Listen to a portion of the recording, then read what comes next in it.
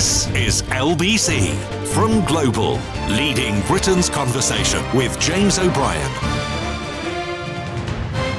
3 minutes after 10. Do you know one of the daftest things I can do at the top of the show? Good morning, by the way. I hope you're well. It is to refer to a few stories that I am not actually going to invite you to ring in about. But guess what I'm about to do? A few things in the news today that tickle my sort of ivories. The first is a story very like yesterday's. If you weren't listening yesterday, we took a call from a lovely lady in Telford. You could tell she was lovely because she described herself as disagreeing with me on many, many subjects. But she represents a brand of conservatism that is completely unrepresented in British democracy at the moment. In fact, she represents a political perspective that is completely unrepresented in British politics at the moment. And if you think, so what? It's just one woman in Telford. It's also a political perspective occupied by, off the top of my head, Sir John Major and Lord Heseltine. Two of the most significant Conservatives of our lifetimes, whether you like them or not. I kind of like both of them. Heseltine more than Major. Major is one of those politicians. That's a nice word. One of those politicians whose reputation has been enhanced by not being in office, something that is yet to happen to Liz Truss, of whom more later. But I'm obsessed with that constituency of what you might call decent Tories, or Tories who may well be concerned about some elements of the immigration situation, but they are not absolutely obsessed with it to the point of Sarah Poachin or indeed Robert Jenrick-style racism. And I kind of find myself wondering about what the current government's policies in that particular area will achieve and who they will appeal to. So yesterday it was the hotels. Today we learn it may not actually save any money, but it's designed to quell public disquiet. And there's another story about the absolute plummeting, or rather the huge rise, an incredible rise, in the arrests of people working illegally in the UK while their applications are being processed. So if you have legitimate concerns about these issues, and in fact that was one of the things that Telford Tamara picked up on yesterday, then you should actually be celebrating on that very specific metric, that very specific statistic. And I think the future, the next round, the next cycle of UK politics will depend upon just how many people actually have, quotes, legitimate concerns, and how many are nativist bigots, like Sarah Poachin and Robert Jenrick, and of course all the other people that trip so easily off your tongue when we open up conversations like this. But we're not going to talk about that first, and we're not going to talk about the schools either, because I can't make head nor tail of this story. It's nationwide. It's up and down the country. It's only 38 schools at the moment, but it seems completely at odds with everything that we're constantly being told, that they're shutting primary schools because of a shortage of pupils. We may get onto that a little later in the programme.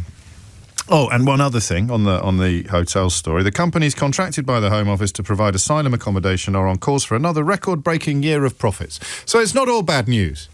The companies contracted by the Home Office under previous governments, we must be reminded, are on course for another record-breaking year of profits. Hurrah! I wonder what parties they have historically donated most money to, and what on earth they got in return. Cronies, VIP lanes, etc., etc., etc. One of the many casualties of conversations that are dedicated to immigration and culture wars and all the rest of it is that we lose sight of the stuff that affects us most. It's a funny thing to reflect upon, that. The stuff that affects us most. I use us a little loosely because I'm not affected by 0 hours contracts, or indeed by anything that is in the Employment Rights Bill that Angela Rayner championed, and which is currently being steered through Parliament with a limited success. I'll explain more in a moment. But the stuff that directly affects us, for example, income tax increases, which I hope are coming. There you go. You can chisel that on a headstone and stick it in your garden. I hope income tax rises are coming, even though they will leave me worse off, because we need them. The country needs to slightly rebalance the distribution of taxation as well as the distribution of wealth, and it just needs recognition that when times are hard, you have to dig deep.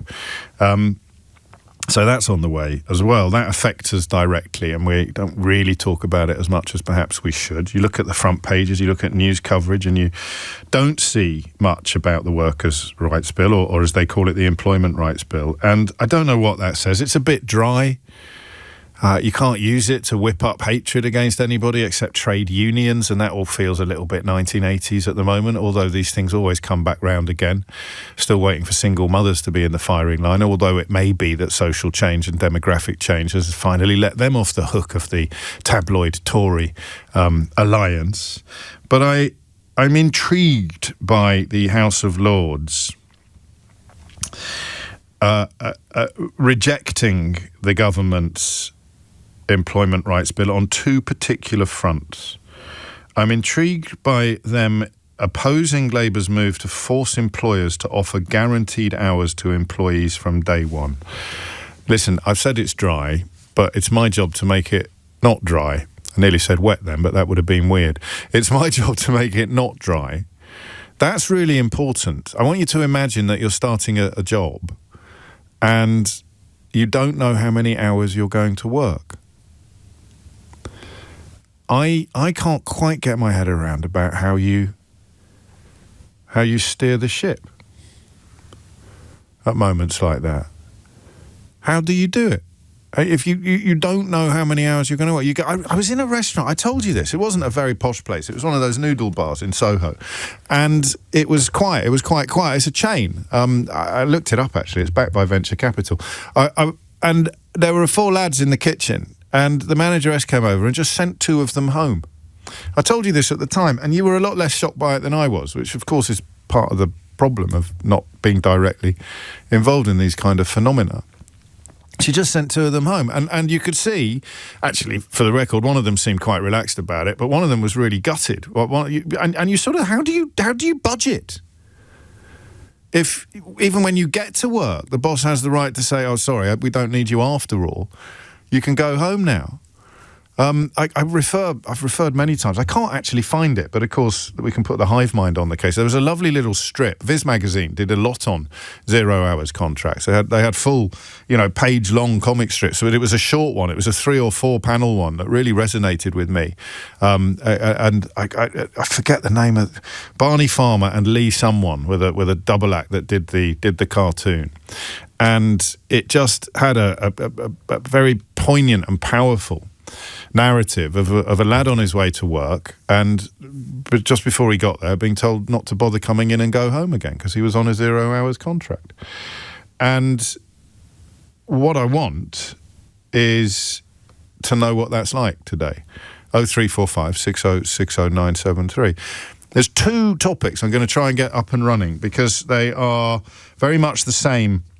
They're part of the same bill, and they are quite different questions. So do you see what I mean? It's sort of 2 things, which again, just like beginning the programme with reference to stories that we're not going to talk about later, is not necessarily the best way of doing this job, but it's how I want to do it today. I want you to tell me, first and foremost, what it's like not knowing the hours you're going to work. And it's a minimum. So, Tom, it's not like being a frontline police officer. You've got a guaranteed amount of work, but you might be called upon to do more. This is starting at 0, mate. There are no 0 hours. Well, listen, he says with enormous confidence, setting himself up for a moment of embarrassment. I'm pretty confident that there are no 0 hours police officers who some weeks don't earn any money at all because the boss has decided, or the custody sergeant has decided, he doesn't need any bodies in the station. I just want to know the reality of this.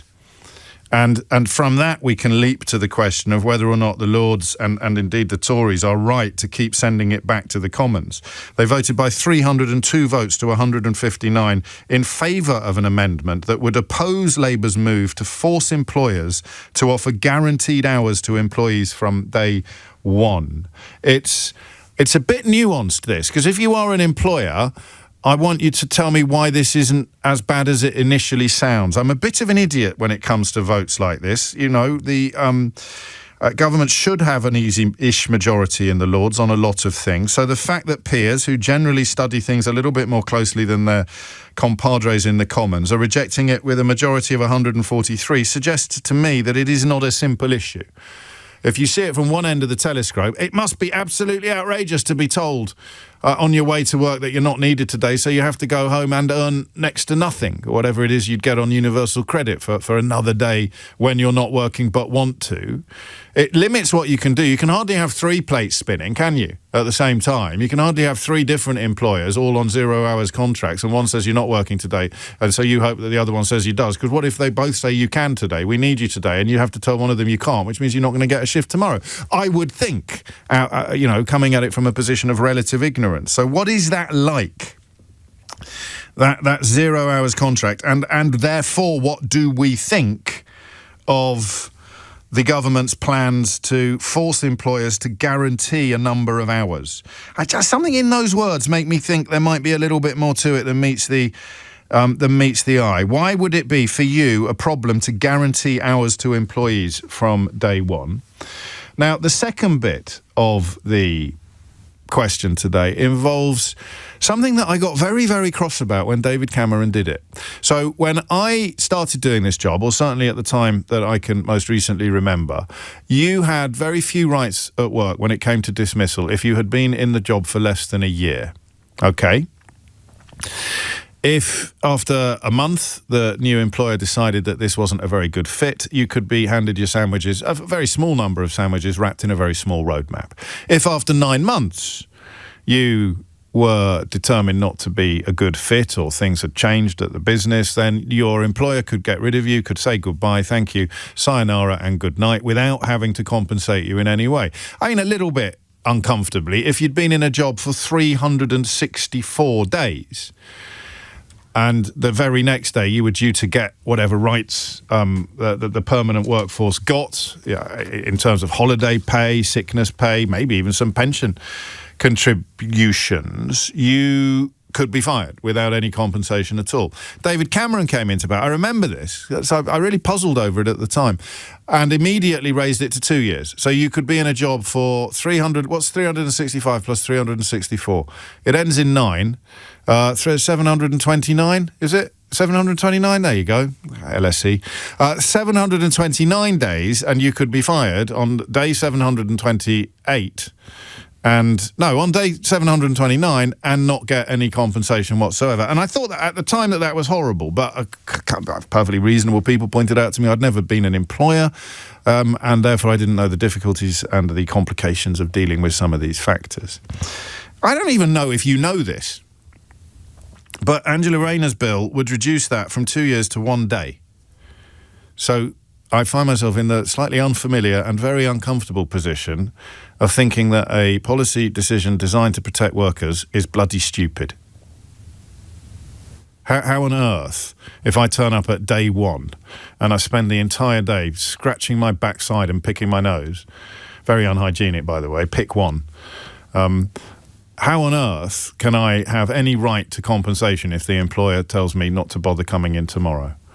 Unless I'm missing something rather huge here. This is a really, really silly policy. And, of course, my anecdote, I always have an anecdote ready for you. I've got a cracker coming up later. You're never going to guess what it is. It's linked to the announcement we've made this morning about the Olympics, about the Team GB at the Olympics, and me, part of my personal involvement in an Olympics team. If anyone can remember that anecdote, because I've almost certainly told it before, I'll give them the money myself. The hairdresser friend of mine who offered an apprenticeship to a young lady, and she said, there will be some days when I can't come in at very short notice. And he said, why? And he said, because my neighbours have just got a new kitten and I might have to look after it sometimes. And it's true, that's why I mention it. Just like the woman in the bloody jewellery room at Crown Court when I was doing jewellery service, these stories that I sort of stumble into off air, sometimes have a resonance for me that I can't wait to bring on air. And that was another one. So imagine if she didn't tell you that. You gave her a job. Day 2, day 3, day 10, she phones you at 6 o'clock in the morning and says, I won't be in today, boss. And you say, why not? And she says, well, my neighbours have got a new kitten and I have to look after it at short notice. At which point you'll say, well, is this ever going to happen again? And she says, well, yes, probably. And at that point, if you said, well, I don't think this is going to work, I think we should probably cut our losses and move on. Okay. You owe me a lot of money, or you owe me a significant amount. You owe me some money.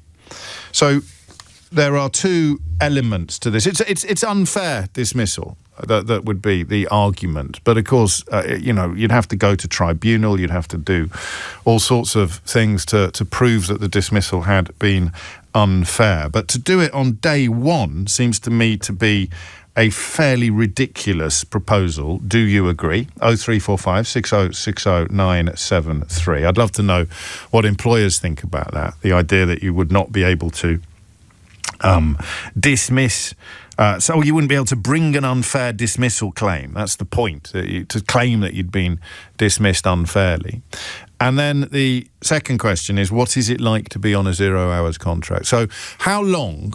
I would say 6 months. And oddly, the Resolution Foundation agrees. It was a year under the last Labour government that you could work in a job without being able to bring an unfair dismissal claim. So, I mean, the downside of it is, as I'm sure you're about to point out to me, that if you were genuinely and obviously dismissed unfairly, if you were dismissed because you turned down the romantic approaches of the boss, or you were dismissed because he wanted to replace you with his mistress, or you were dismissed because she didn't like the colour of your eyeshadow, then you would not be able to complain. So you have no rights whatsoever for 12, at the moment, 2 years. You cannot be dismissed unfairly. You cannot bring an unfair dismissal claim. At the moment, it's 2 years. Under the last Labour government, it was 1 year. And under the current Labour government, it's set to be 0 years. 0 months, 0 weeks, 0 days. 0 hours, if you want to tie the two topics together. How can that be right? Tell me what I'm missing on 0345 6060 973. And tell me, even if you think everybody knows, because I promise you they don't, what is it like to be on a so-called 0 hours contract?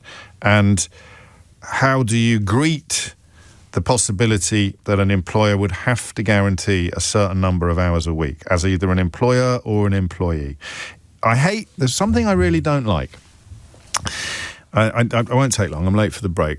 I don't like the way that right-wing media, and as we highlighted perfectly yesterday, dedicated entirely to the protection of the interests of wealth. I'm going to be hitting you over the head with that for a long time to come, because everybody seems to have forgotten that's why they exist, whether they're on the radio, newspapers, television, working for stink tanks surrounding Tufton Street, whatever it is. These huge armies of influencers and opinion formers exist entirely to protect the interests of epic wealth. So when you talk about minimum wage, when you talk about 0 hours contracts, when you talk about employment rights, the noise, the narrative is dominated by people saying, oh, employers can't afford it, employers can't wear it. Now, sometimes that will be true, but you hardly ever hear the voices from the other side saying, what about the workers?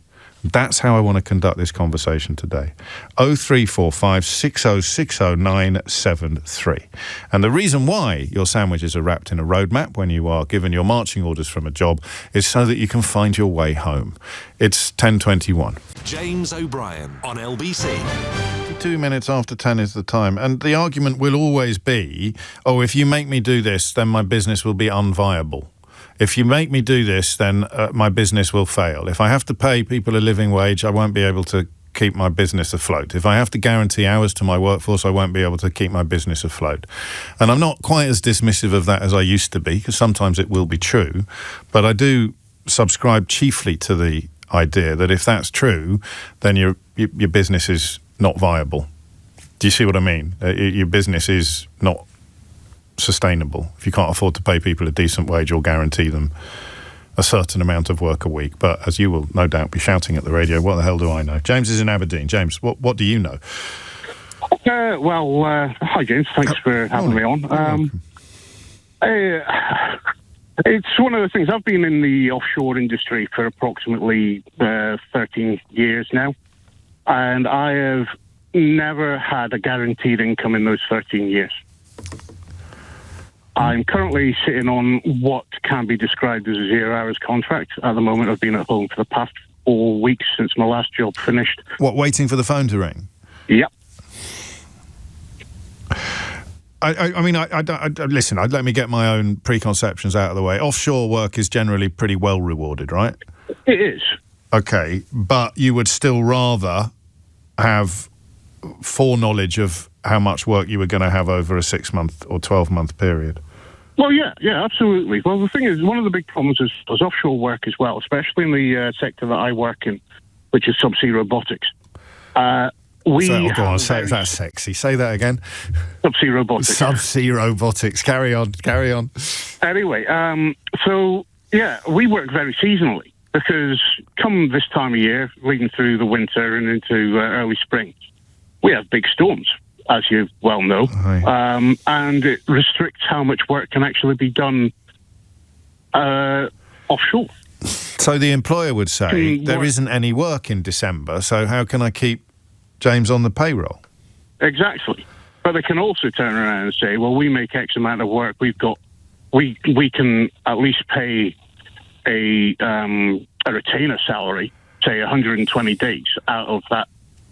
This is 180 plus days. This isn't going to be in the Employment Rights Bill. What is going to be in the Employment Rights Bill? This isn't going the way that you thought it would, I don't think, mate. Because I don't know. Hang on. Let me tell you why. I'm kind of thinking. At the moment, the bill would force your employer to give you a fixed number of hours, and all they'll do, I imagine, is guarantee the lowest allowable figure, and it won't make any measurable difference to your life at all. It may not. I don't know. Like I said to your producer when I was speaking to her, I don't know the full ins and outs of the bill, but I am hoping that it is at least going to give those of us that live relatively unstably some form of security to look ahead in the future. I think it probably won't to people who are quite well rewarded, and the problem is seasonal. I imagine they'll bring in that guaranteed hours will be too low to make a big difference. And again, if the detail is available, we'll find it and share it. Sorry to change the subject, but tell me a bit about subsea robotics. Oh, well, we basically do things that... whether the water's too deep for divers to get in and do the job, or too heavy as well. So we'll do construction of remote subsea oil fields.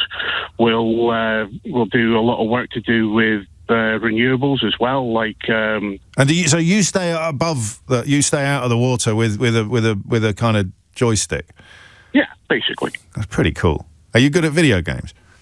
Oh, no, I'm terrible at them. Well, I thought you would be. 26. I bet you could fly a drone. 26 minutes after 10 is the time. I don't know. Actually, before you go, are you technically a contractor?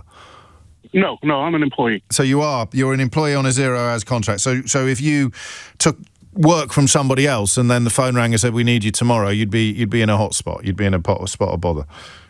Yeah, I would. Yeah. We're contractually obliged not to work for anyone else. Yeah, okay. No, I'm glad I clarified that, because that's not fair. Is it? I mean, it's like everything is weighted in the employer's favour. Is that I've got the right to tell you you're not allowed to work for anybody else, but I've also got the right to tell you that you're not working for me today. Just pause for a minute, all right? And that's someone who is relatively well rewarded when he has got work. I don't know. I mean, you talk to me about how productivity needs to increase. Growth is in a doldrums. Therefore, we need to give more rights to employers, or wealth creators, as people sometimes like to call them. But how much power?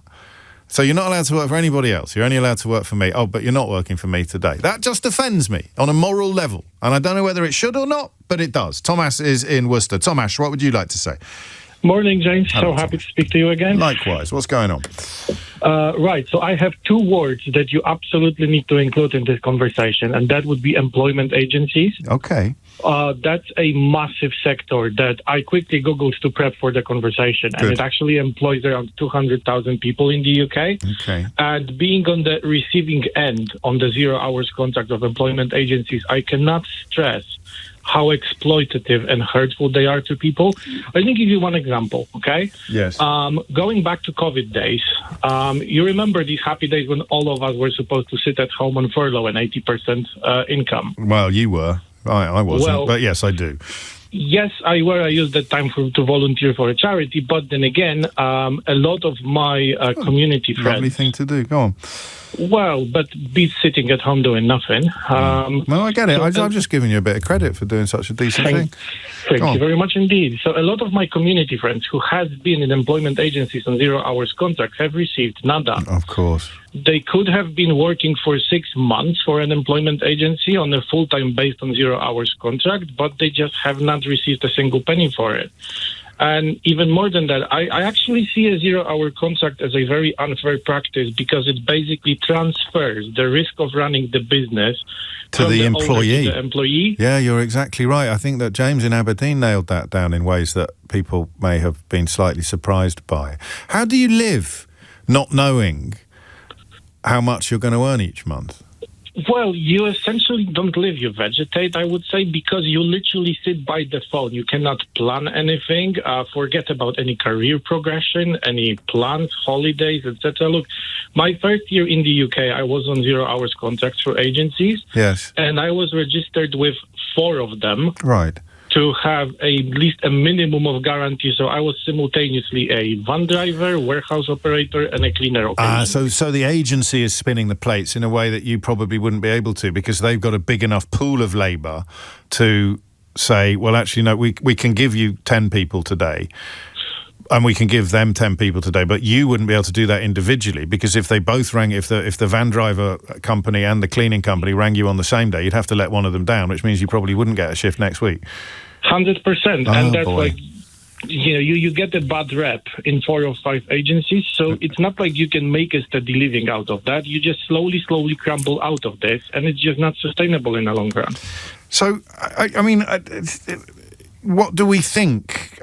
Working on the fear that I'm not going to get the callers to tell me. I hope I will. I haven't had a proper look at the screen. But what would the argument in favour of this be? What would the employer say? That I can't run my business if I have to shoulder the risk myself, really, is what they would say. I am an employer right now. Okay. We do employ people in our charity, thank you. Yes. But I have been faced with a tough choice of not being able to pay 2 of my employees a national living wage, which is the absolute minimum for me in the business. Right.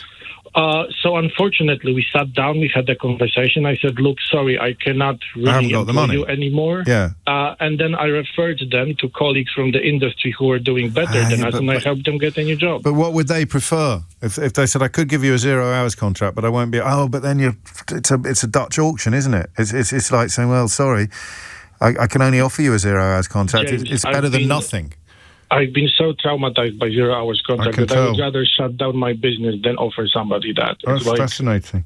It's really, really interesting. And you know my job, Thomas. I have to now ask people to ring in and tell us why things aren't as bleak and as awful as James and Thomas have depicted, because a plurality of voters in the House of Lords have sent this proposal back to the House of Commons. Before I go, when's the last time you went to Shrub Hill Station? 4 months ago, I think. Isn't that that little waiting room? Isn't that absolutely extraordinary? Do you know the one I mean? Yeah, I do. But you know what? I've got to be honest. I've seen better train stations. Oh, mate, the train station is not what anybody would call state of the art or a national treasure. But there are a couple of waiting rooms there. I must have gone through Shrub Hill Station 500 times in my life. I never got off there. But when I'm coming back to London from Kidderminster, I come that way sometimes now, and I change at Shrub Hill. There are a couple of waiting rooms on the platform at Shrub Hill Station that are absolute works of art. Go and have another look next time you're there. Yes, they are, but for me, Shrub Hill only connects to the frustration of waiting for a train to London that got cancelled. Yeah, but go and sit in this. Is it Art Deco? What is it? I'm going to look it up. It's a beautiful thing. It's one of the boring things about me as I get older is I'm really loving things like what you could call ancient urban architecture. I don't know, there's probably a fancy phrase. Trust me on this, Thomas. Stop being a spoilsport. Go and sit in it. Go and have another look. It's absolutely beautiful. From Tomash to Thomas. Thomas Watts with your headlines. James O'Brien on LBC. It is 10:35 and you are listening to James O'Brien on LBC. The measures set out in the bill will require employers to offer eligible workers guaranteed hours reflecting the hours they regularly work over reference period, which will be set in regulations and is expected to be 12 weeks. So over a 12-week period, you get an offer of guaranteed hours, which you can then reject if you want, if they're asking you to do too much, I suppose, and remain on a 0 hours contract if you wish. So it won't help James in Aberdeen if there are sort of 12-week windows where his admittedly seasonal work is not needed by his employer. But the idea that his employer during that period is entitled to tell him not to work for anybody else, here's a real interesting illustration of the difference. I don't know how much James earns, so I'm not putting him necessarily on the other side of this seesaw. But in my line of work, they give you money specifically to stop you working for other people. You can even get it written into your contract. I remember a pal of mine started writing. He's on the Times, but he's self-employed, so he's a freelance he had a column in the Times, and he started doing some work for another magazine, and it was really popular. So the editor called him in and asked him to stop, and he said, "No, I'm self-employed. I don't get holiday pay. I don't get sickness pay. I don't get." And so the editor said, "All right, I'll give you. I won't tell you how much because you'll choke on your muesli, but I'll give you X £1,000 just to promise that you won't write for anyone else. You have to sign. You don't just make a promise and do it on a handshake. But I will give you tens of thousands of pounds not to write for anybody else." It makes logical sense. It makes commercial sense personally, and he kind of agreed with me about this. I think they were slightly over-egging his appeal. But you're not going to argue, are you? If someone says, "Here's a cheque for you to do nothing. Someone is going to pay you to do some work. I'm going to pay you not to do it." That's the kind of contract arrangement I dream of. That's the sort of thing that gets me out of bed in the morning. I'm going to give you £100,000 not to moonlight on, I don't know, GBBs. An unlikely prospect, I grant you. But if you're if you have a certain employment status, they will give you a lot of money in order to tell you that you're not allowed to work for anybody else. If you have no employment status at all, they don't have to. They don't have to. I mean, you can be on minimum wage and a 0 hours contract with an employer who is allowed to tell you that you're not allowed to work for anybody else. Come on. Defend that if you can. I mean, please give me a ring and defend that. 0345 6060 973. So why do the Lords keep sending it back to the Commons? And I'm not being silly, and I don't think I'm being naive. That means there must be more to it than we are currently establishing, surely. 0345 6060 973. The other element of the conversation, which we haven't had time to squeeze it in yet. I should probably shut up and take more calls, but I want you to tell me about the other bit of it, which is unfair dismissal. The idea, and this will probably be employers telling me how absurd it is for somebody to have the right to sue you for unfair dismissal if they've only been in the job for an hour. 0345 6060 973. I don't find any support for this policy. Even the Resolution Foundation, which is a brilliant organisation in defence of ordinary people, workers in particular, society's less well off, suggests 6 months is reasonable. You can be in a job for 6 months and have no right to sue for unfair dismissal. But to be in a job for 6 hours and have a right to sue, what does that do to an employer? It is 10:39. Marco suggests we could all have a whip round to keep you off air. I'd be up for that. It's how much you can raise, mate. If you can beat my current salary to make me stay at home every day, then we could certainly open negotiations. 10:39 is the time. Mark is in Swindon. Mark, what would you like to say? Well, first thing to say about your friend is I think he should actually be employed, not self-employed, if he's being paid to sit at home and only work for one employer. Yeah. That's the first thing I'd say. I think he'd probably rather be on the staff because then, then you get holiday pay, then you get sickness pay, then you get pension, you may even get equity in the company, but they don't want him on the staff for that reason, so it's cheaper. Well, of course not, because it's a tax fiddle. It's cheaper for them to pay him to not write for one rival. I should add that it's a rival. So I don't think it stands comparison with many other professions. But on we go. So I run a hotel, bar, restaurant in Swindon. We used to offer 0-hour contracts, and as a company, we decided we would get rid of 0-hour contracts. Okay. And then our staff left. Why? They like the flexibility. They like to be able to work school-time hours. Yeah, but why can't you guarantee that?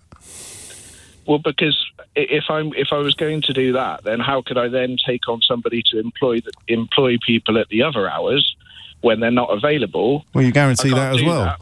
No, I can't. Why not? Well, so over a 12-week period, yeah, you know what my shift is. You know I like to pick up the kids from school. Can you guarantee me X number of hours that reflect what I've been doing for you for the last 6 months? I just need it to be guaranteed. Of course I can. Well, then you've got nothing to worry about. Now it's the summer holidays.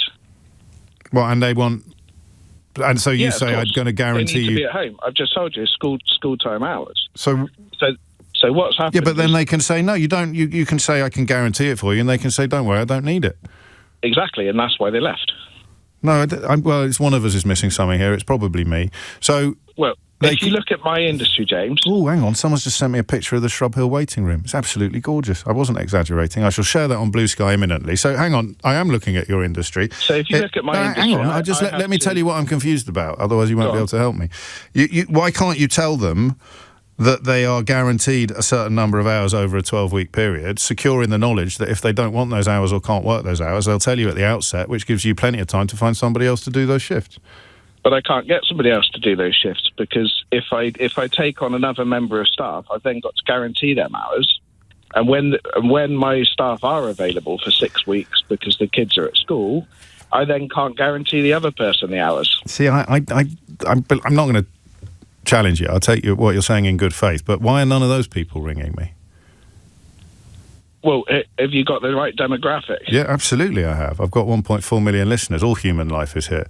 And whenever I do subjects like this, I'll take a call like yours, telling me something that I find I can see some tensions within it for fairly obvious reasons. It's an employer saying, "I can't run my business unless I'm free to demand that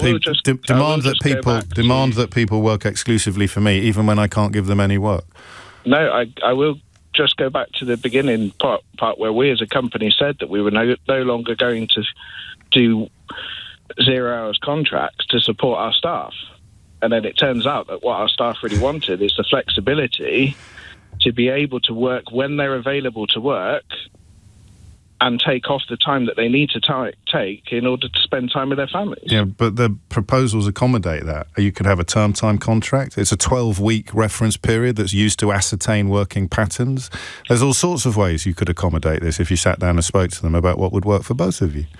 The problem we've got is I need somebody every day between those hours. And if that person isn't available, I then need to get somebody else, which is not a problem. I'm more than happy to share the workload. But nobody's going to want you to guarantee hours that they don't want to work. No, exactly my point. So let's say employee A doesn't want to work for 6 weeks because it's the school holidays. That means I need to get employee B to do it. Yes. But if employee B wants to work it, great, for the next 6 weeks, but then she wants work in October as well and November. But employee A wants those hours as well. So I'm now overstaffed in order to cover for the staff which I haven't got. So what did you do to solve the problem?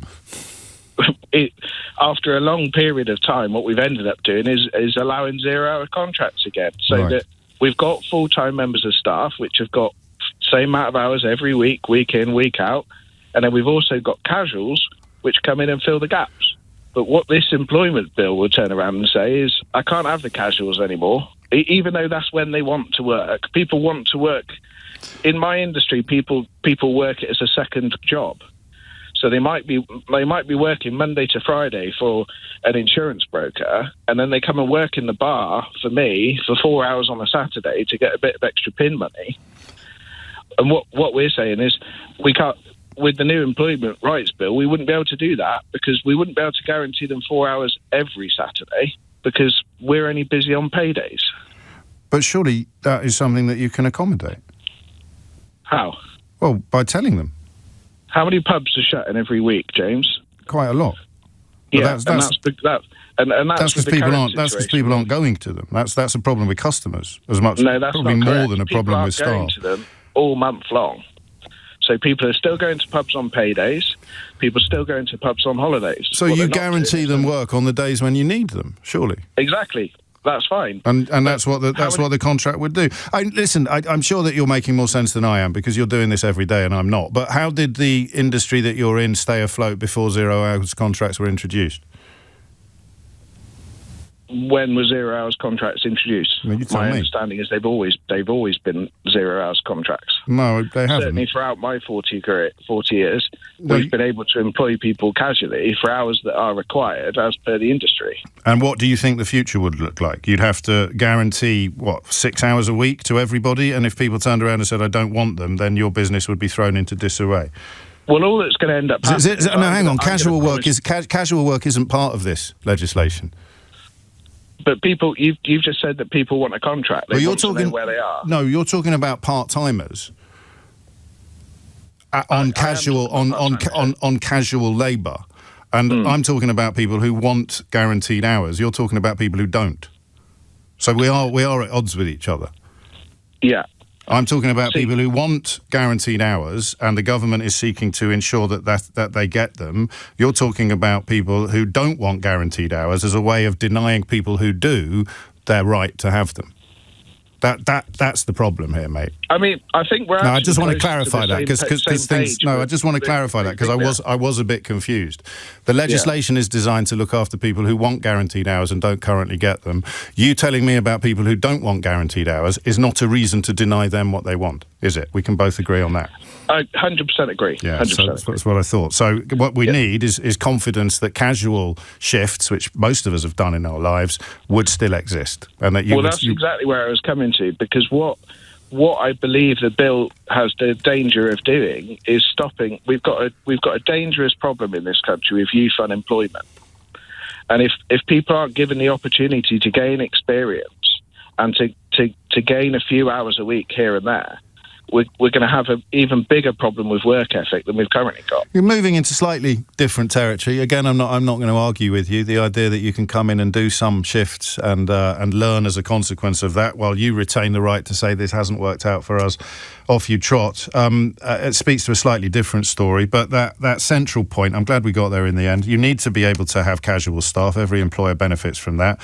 But staff who want guaranteed hours should have more protections in law to compel employers to give them guaranteed hours. And thank you for your patience, because it took a while to realise that you were citing people who don't want guaranteed hours on their contracts as a reason to deny that right to people who do. 10:48 is the time, which for me at least doesn't quite wash. That takes us back to about the 90s, I think, for the introduction of the legislation. But I think that casual workers would have been separate or exempt from it even then. It is 10:48. James O'Brien on LBC. It is 10:51. You are listening to James O'Brien on LBC. I don't know if you heard Nick this morning announce that Global and LBC will be the official audio and outdoor partner of Team GB at the Olympic Winter Games, the Milano Cortina in 2026. And I just got to tease you with something. I wonder how many people have been listening to this programme long enough and closely enough to recall what my very close association with the 1996 Team GB Olympics team was. I think it was just the Summer Olympics, actually, not the Winter Olympics. But I really, this is a hook and tease to end all hook and teases. I can't wait to see some. Well, no, I was going to say serious suggestions only, but we could all do with a giggle. What was my very surprisingly close association? All right, I'll give you one clue. I wasn't a coach. My surprisingly close association with the 1996 Team GB Olympics team. Okay? I'm almost tempted to offer a prize to anybody who actually knows the answer to that question, because Keith listens quite closely, bless him. Even did before he got this job. You've got no idea, have you? No idea at all. And it's a proper one. I mean, it is a proper one. It brought me into quite close contact with a significant proportion, quite possibly a majority of the athletes. Very close contact with, it didn't involve any cleaning or anything like that. It was quite a serious role. Me, 1996, so I was 24 years old, having quite a serious role, quite an important role with the... I did. Anyway, enough. 10:53. I can't remember whether I was on a 0 hours contract at the time. I might have been. Pete's in Bury. Pete, what would you like to say? Oh, yes. Morning, James. Hello, just wanted to, there's been quite a bit of misinformation about some of the things you've been talking about. How dare you? Carry on. Well, let's take the exclusivity clauses. They have actually been banned under the exclusivity regulation since November 2022. What the bill is trying to do is to extend it, because it doesn't cover people below the lower earnings limit. Right. And what the bill wants to try and do is to include everybody. So it has been banned since 2022 for, I would say, the majority of 0 hours contract workers. So this is my point about if you're on a good scratch, then you're kind of compensated for not being available for anybody else, even if you are actually available. Yeah, that's right. Yeah, sure. And coming to the issue about the guaranteed hours, the first thing is a 0 hours worker has the option to request it. An employer doesn't have the right to refuse a request, but if you want, you can still carry on having your hours which are unpredictable and as and when. So you've got the option. Now, this is a classic example of how government philosophy overruns and forgets what the practicalities are.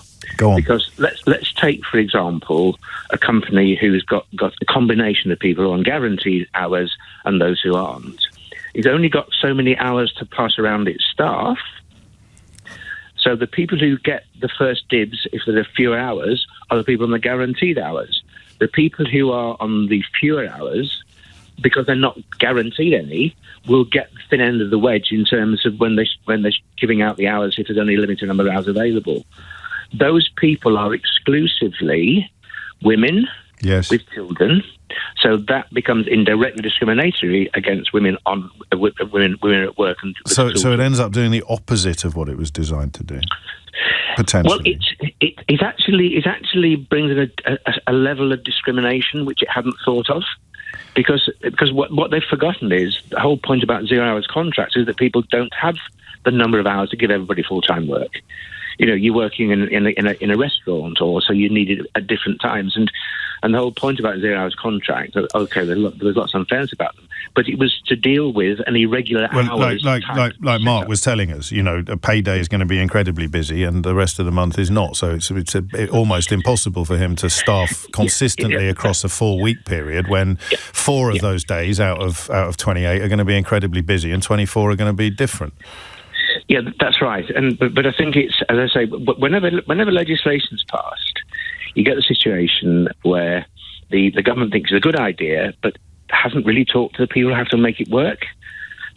And there's lots of these difficulties. It's going to be a mess because you will get people who are being unfairly treated just because they want to have more flexibility. So the more flexibility you want, the less reason you will have to welcome this legislation. Yeah, absolutely. Wow. I'm glad you were listening. What's your area of expertise? Why do you know so much more about this than I do? At the moment, I'm an employment consultant for Citizens Advice. I had to work there on a volunteer basis. Before that, lovely man. I was an HR consultant, and I've been teaching employee relations and employment law at university. What would you change? What would you change in the current setup? Anything? One of the things I would definitely change, and I think this is the thing you did briefly mention earlier, is this question of unfair dismissal. Because you're right, you're not quite right. Because I just want to talk to everybody else for a minute and not you.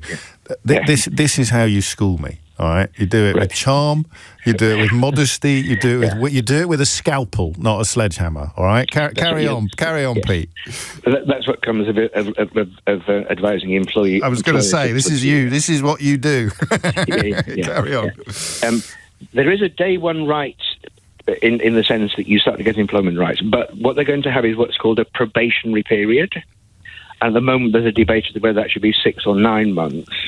And during that probationary period, provided the employer follows a fair procedure, they can't claim unfair dismissal because they've been fairly dismissed. But because what happens at the moment, you're absolutely right what you said at the beginning. Literally, after 1 year and 11 months, I don't like you, you've got to go. What the new legislation is bringing in, no matter how long somebody has worked for, you've got to follow a fair procedure. Yes. Which is only right. One of the difficult... even if it's a day and a half?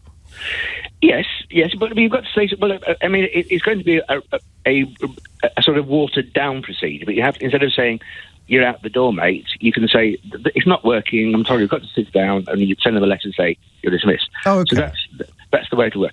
But I think the unseen consequence of this, of course, is that it's inevitably going to increase the number of employment tribunal cases. But even at 6 months is a lot less. The estimate is that'll be 40,000 more a year, costing millions of pounds. Yeah. The legal system is already clogged up, and it's taking 18 months now for people to go to an employment tribunal.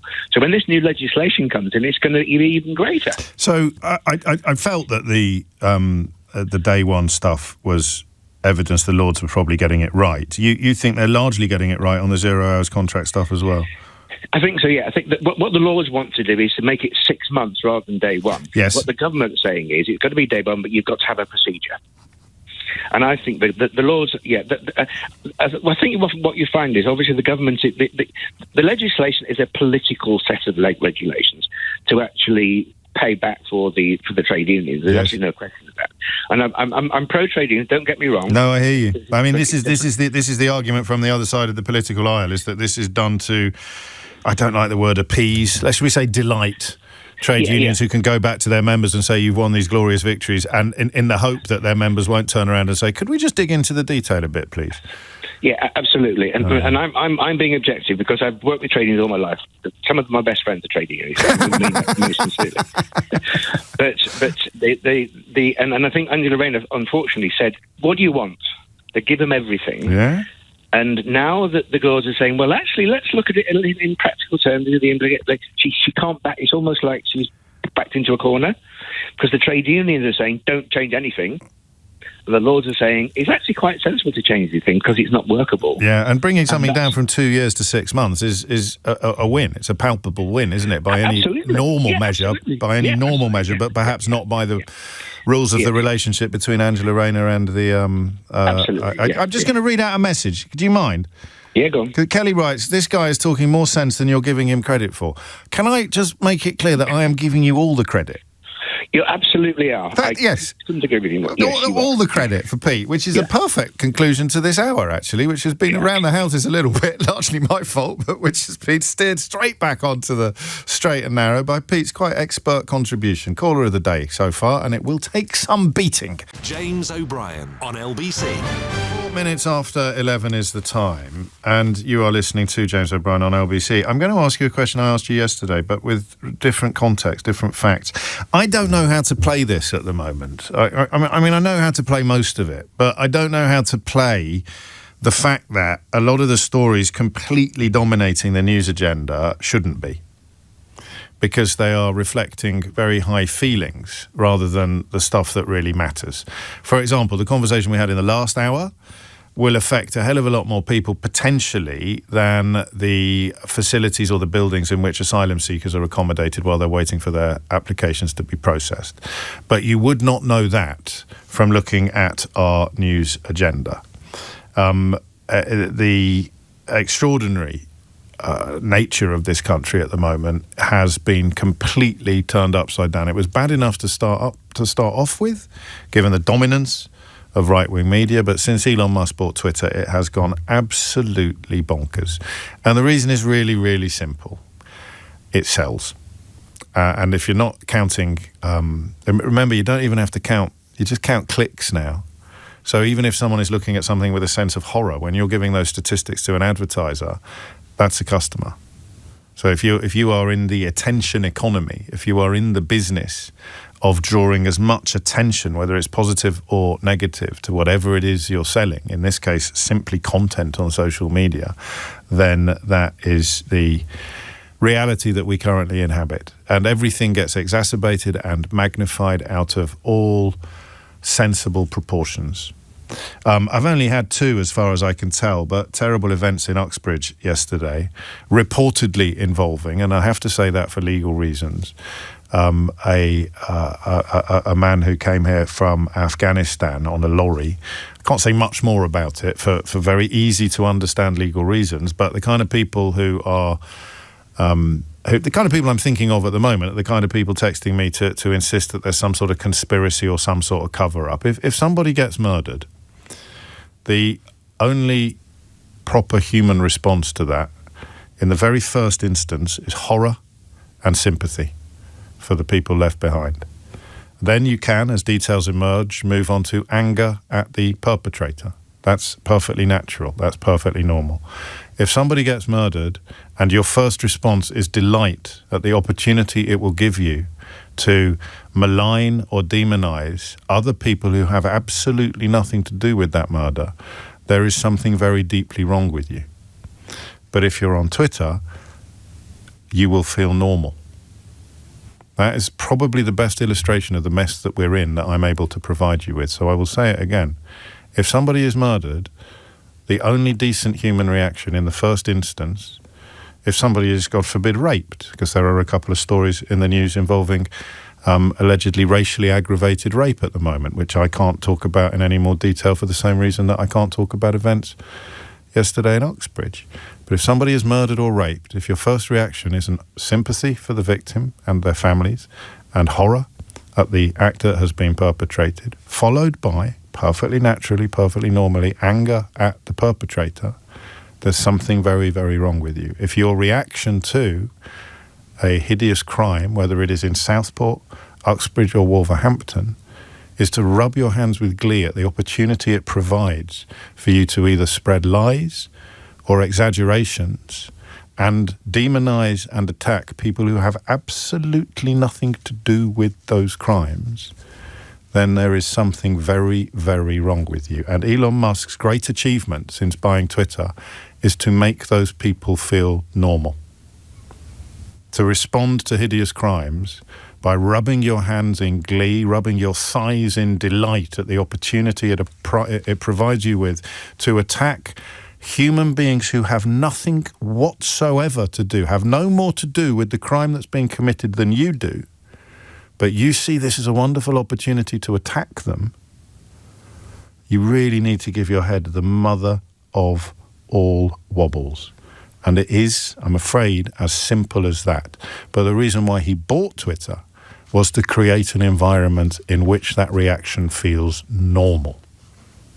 To react to a crime by wanting to attack or even perhaps set fire to buildings containing people who have nothing to do with the crime is a hideous human condition that is being fermented and fertilized on social media in ways that are increasingly terrifying. It's not my job to come up with an answer, it's actually the government's now. You've got people calling for violence on our streets against people who've done absolutely nothing wrong. You've got people calling for human beings to be set afire in their beds who've done absolutely nothing wrong, turned into political heroes by the kind of characters, the kind of politicians, the kind of pundits who are rubbing their hands in glee at the opportunity provided by a hideous murder to turn their hatred on people who had no more to do with that murder than they did. I can't believe that I have to say this out loud. It used to be obvious. And the opportunity to take a hideous crime and turn it into a weapon with which to hurt people who had nothing to do with that hideous crime used to be beyond the remit of public discourse. It used to be beyond, quite literally, the pale. But it's normal now. And as soon as it becomes normal on Twitter, and this is why Elon Musk bought it, it starts becoming normal outside Twitter. It starts becoming normal in the pages of your newspapers. On a much less serious level, when somebody like Sarah Pochin expresses hideously racist views on a television station that exists essentially to disseminate hideous views, it used to be beyond the pale. When they invited Nick Griffin onto Question Time, it was a subject of national debate. A subject of national debate, the leader of the British National Party. People were queuing up on both sides to say, everybody agrees that his views are hideous, but they should be heard so that we can deal with them. Now, Sarah Pochin comes out with views that Nick Griffin would consider absolutely correct, and the argument up to and including Daily Mail columnists like Richard Littlejohn, the world has moved so much, the argument is, well, she's not said anything wrong. It's ridiculous even to suggest that the racism she did is racist. It all is about normalisation and moving windows.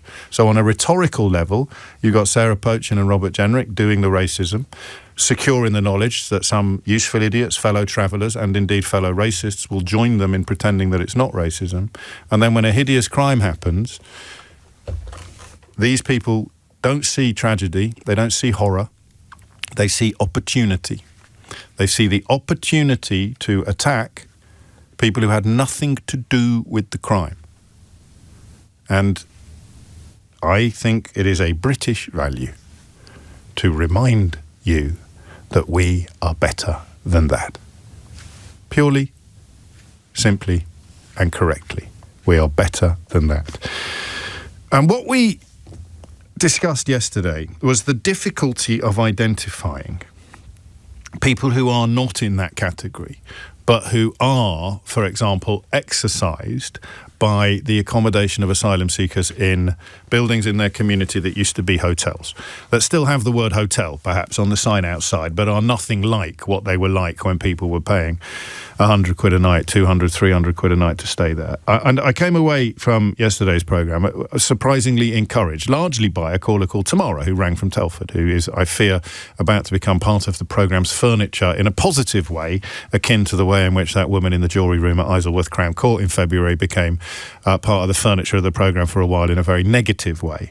She's the one that was telling fellow jurors that Brigitte Macron or Michelle Obama are definitely men, and that Volodymyr Zelensky has spent all the aid money sent to Ukraine on 3 of the biggest yachts in the world. And she had the photos to prove it, because she'd seen them on social media.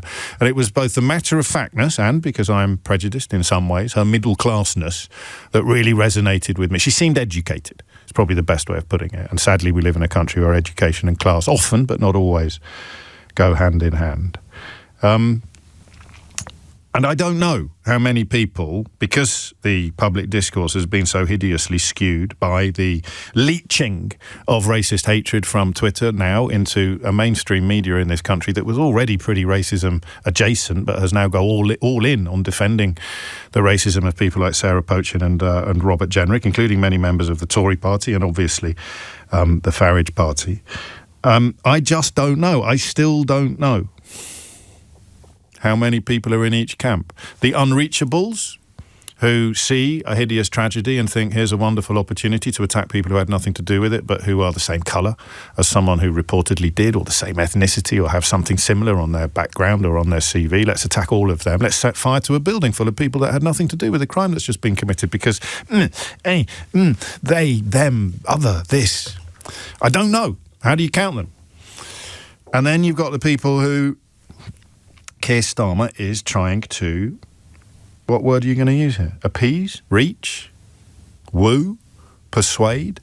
And the story has changed since yesterday in a way that's a little bit embarrassing for me, because I presumed that the big drive behind the desire or the plan to move more asylum seekers into army barracks, into disused military barracks, and they are largely disused, and if they are used, they're not used for permanent accommodation. So that was the first lie that the right-wing media set running yesterday. The possibility is, the very real possibility is that it will actually cost more to accommodate them in disused army barracks than it does in hotels. This story, of course, lands on the same day that we discover the profits posted by the companies given the contracts to run the so-called hotels that are not hotels, they're kind of glorified dormitories, have hit record levels once again. That, for me, as someone who tried, a clear-eyed and honest man, that for me is the scandal here, that the 3 major suppliers behind this system have already made £383 million in profits through these contracts. But the government, it emerged yesterday, may end up paying more in some cases for the accommodation than they are paying to put these people in hotels. And the reason that they've given, and this is a very different conversation from the one we had yesterday, a very different justification, rationale, explanation than the one we had yesterday. It's worth paying extra money to quell public disquiet. I want you to think about this for a moment. It's worth paying extra money to quell public disquiet. So what you have now, and hold my hand here because I'm going into this cold this morning, what you have now is 2 constituencies. The one we explored yesterday were the people with, quotes, legitimate concerns, end quotes. And that's not a snide quote, by the way. That's why I enjoyed Tamara's call so much, because she really nailed legitimate concerns about immigration without sounding remotely racist. And I also worry about the cost of this because, well, in very simple terms, a few companies are making £383 million out of the deal. So I guess I suffer from a form of public disquiet about these costs, caused largely by the size of the backlog, of course, which was, of course, a consequence of the last government. But I don't know whether anybody cares about that anymore. We might find out at PMQs. And now you've got the government saying, no. It's not them. It's not that public disquiet that we're worried about. We're not worried about the people who think that the cost is unsustainable and unjustifiable. We're worried about the people who don't want these facilities in their towns. We're worried about the public disquiet of people not wanting these facilities in their environs. So we're going to move them to somebody else's environs. We're going to move them into more isolated parts of the country. I haven't checked, but there'll be protests outside the army barracks soon if there aren't already. Because that first category of people don't want them anywhere. And that is a real and unignorable phenomenon. We don't want them anywhere. The second category of people don't think we should be spending as much money on this as we currently are. And the third category of people probably think that the best way of working through this backlog is the way that we are currently working through it. I know I'm not in the first category. I don't think, or certainly yesterday, I wasn't in the third category. I was in the second category because I thought that it was costing too much to do it and that this would be cheaper. But the government have come out today or yesterday and defended the prospect of paying more to house asylum seekers in disused military barracks instead of hotels because the cost is worth it. It's a price worth paying to quell public disquiet. My question to you is twofold. Is it? And will it? 0345 6060 973 is the number you need. Is this good politics? So you remember the protests outside the hotel in Epping because of at the time, allegations, now convicted criminal, a sex offender who'd assaulted a 14-year-old girl and a woman, and people used his activities, his crimes, to malign everybody else in the building. And that's a lot easier to understand than reading about a crime on the other side of the country and deciding that that is somehow relevant to the people of the same ethnicity living around the corner from you. So you got the protests, you got the people saying it's just concerned mums. The man that they were concerned about had already been collared at that point, but they were concerned mums. And it was hard to feel the same negativity towards them that you feel to the kind of people using more recent crimes to make political capital. But will it quell public disquiet? And is it worth spending the money? I'm really confused this morning because I don't think it will work, and it completely ignores those of us who thought that the motivation was to save some of the money that's currently making its way into the pockets of the private sector. The government thinks it's worth paying more money to move people from accommodation near you to accommodation not quite as near somebody else, and accommodation that I think we probably all agree will be even more Spartan than the accommodation that they're in now. So they're moving them to more Spartan accommodation that costs more. Let me be clear, the reason why I find all of this so interesting is because A, because I don't know how many people there are in each camp, but B, because I want it to work. I want to believe that this problem that the country is dealing with at the moment can be addressed in a sane and rational sense. I'm just not sure this is the sane and rational way to do it. Is this good politics?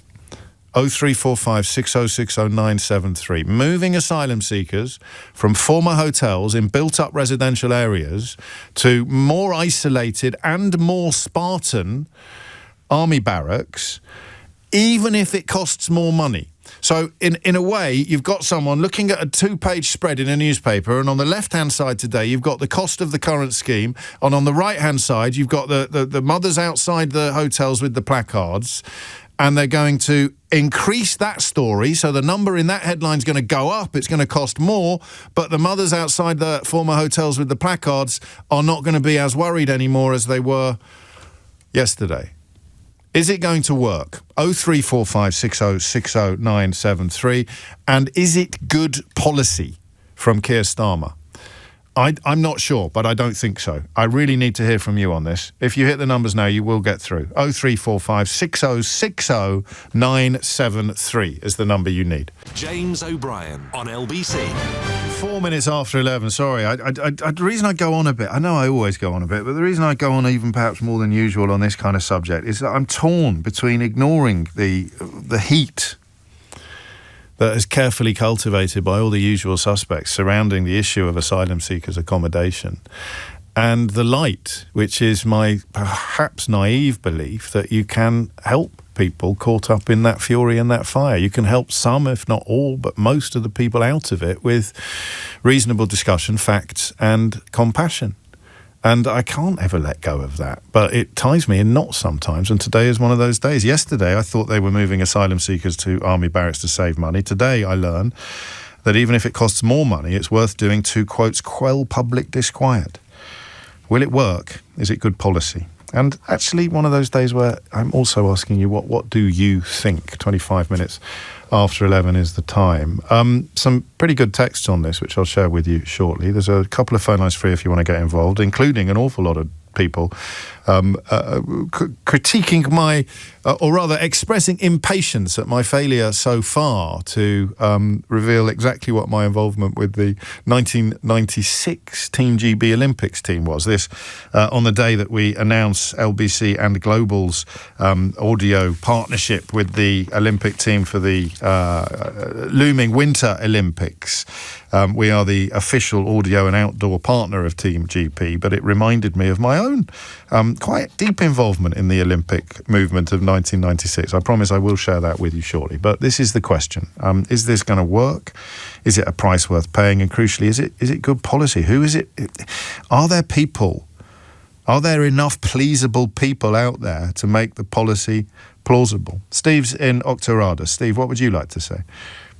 Well, good morning. It's like they're proposing to move them to barracks in Inverness, the Cameron barracks. Yes.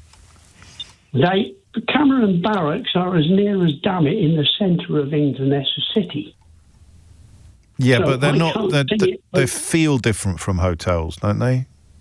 Yeah, it will do. It will do. But I cannot see how that would alter the situation with the... So, on the question of public disquiet, that if it is, in a similar sort of area to where the hotels were, how is it going to change the so-called public disquiet? Exactly. I can't see it. I can't see it working. Well, let's stop and think. Part of the public disquiet is probably born of, I don't know quite what the word is. It's not envy, but when I say hotel, what do you see? Me, I know what I mean. I know what you mean, and I know what the government mean by hotel. No. I mean, do you know what I see? You say 4-star hotel in England. I see the Imperial Hotel in Exmouth in Devon in about 1981, which I thought was Eden. I thought it was the Garden of Eden, Steve. I thought it was paradise on earth. And I think that's what happens to a lot of people. I remember when Farage turned up with his Fisher-Price video camera at one of them and took lots of footage of the sign outside, designed entirely to create the idea that the people inside were enjoying all the luxuries that hotel offered when the sign was put up. You know they weren't, I know they weren't, but there's public disquiet at the idea that they are living a life of unearned luxury, and therefore if you move them to a barracks, that public disquiet is quelled. That will work, even if the barracks is in the middle of town. It possibly might do. I just have forebodings, that's all. Because it is quelling disquiet that's built on nonsense.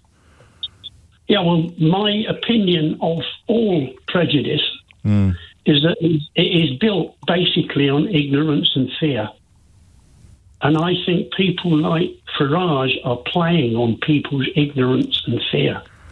Well, obviously they are. And you can't pop those balloons of bile with policy, process and, quote, sensible, end quotes, attempts to quell public disquiet? I don't know. I mean, I don't know. And who's going to admit, I don't mind them staying in a barracks. I was just really cross when I believed lies about where they were staying before. And that, I hope, is not the sentence that's going to come to define this entire hour. Thank you, Steve. Speaking of defining this entire hour, Dave's been in touch. Are you not going to speak about yesterday's news, James, regarding immigrants loose in the streets? I'm going to add a reportedly or an allegedly here, Dave, because that's how the law works, killing innocent people. Mate, I did 14 minutes on it, literally a quarter of an hour ago. You can rewind live radio, you can listen to it, and you should, Dave, because I'm talking directly and explicitly about you. And anybody else minded to send a message like that to a radio programme like this. The law limits some of what we can say, but you, Dave, are one of those people who witnesses or hears about a terrible crime and feels joy and glee at the opportunity to attack other people. Usually, of course, people who share characteristics or attributes with the alleged perpetrator, but in your tragic little case, mate, you see it as an opportunity to attack me. There's a family mourning today, a family going through the most unimaginable horrors. And Dave thinks, I know, I'm going to have a pop at that bloke on the radio because I don't really know why, but he's always making me feel a little bit dirty about how racist I am.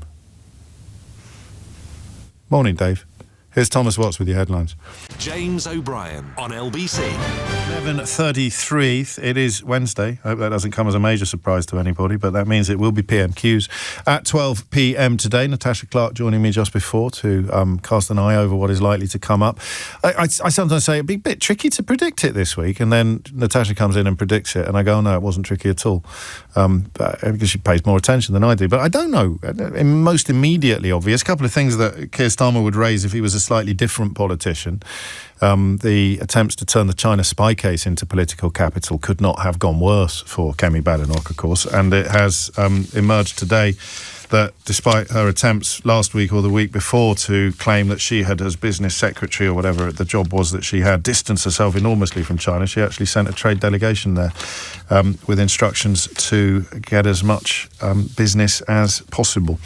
So I don't know what's going to come up there. You can find out. I do know that the situation in the United States continues to justify our decision to have Simon Marks on permanent standby. I'm interested in the New York mayoral race, among other things, at the moment, and the most extraordinary journalistic debacle presided over by Tony Gallagher, the editor of The Times, involving the mayoral candidate Mamdani in New York, suggests to me that Rupert Murdoch and others are very, very worried about the prospect of this guy being elected mayor of New York. For the hatchet job to have crossed the Atlantic over what is essentially a local government issue in a foreign country is not unique, not unprecedented, but it's certainly rare. But the desperation to land punches on this guy has led the Times into one of the most embarrassing journalistic faux pas that I can remember. I mean, truly breathtaking. 11:35 is the time. Back to the question of whether moving asylum seekers from so-called hotels, repurposed hotels. I mean, that's the problem, isn't it? Is they've given up on that bit of the argument. We need to explain to people that the accommodation that these human beings are staying in is far from salubrious.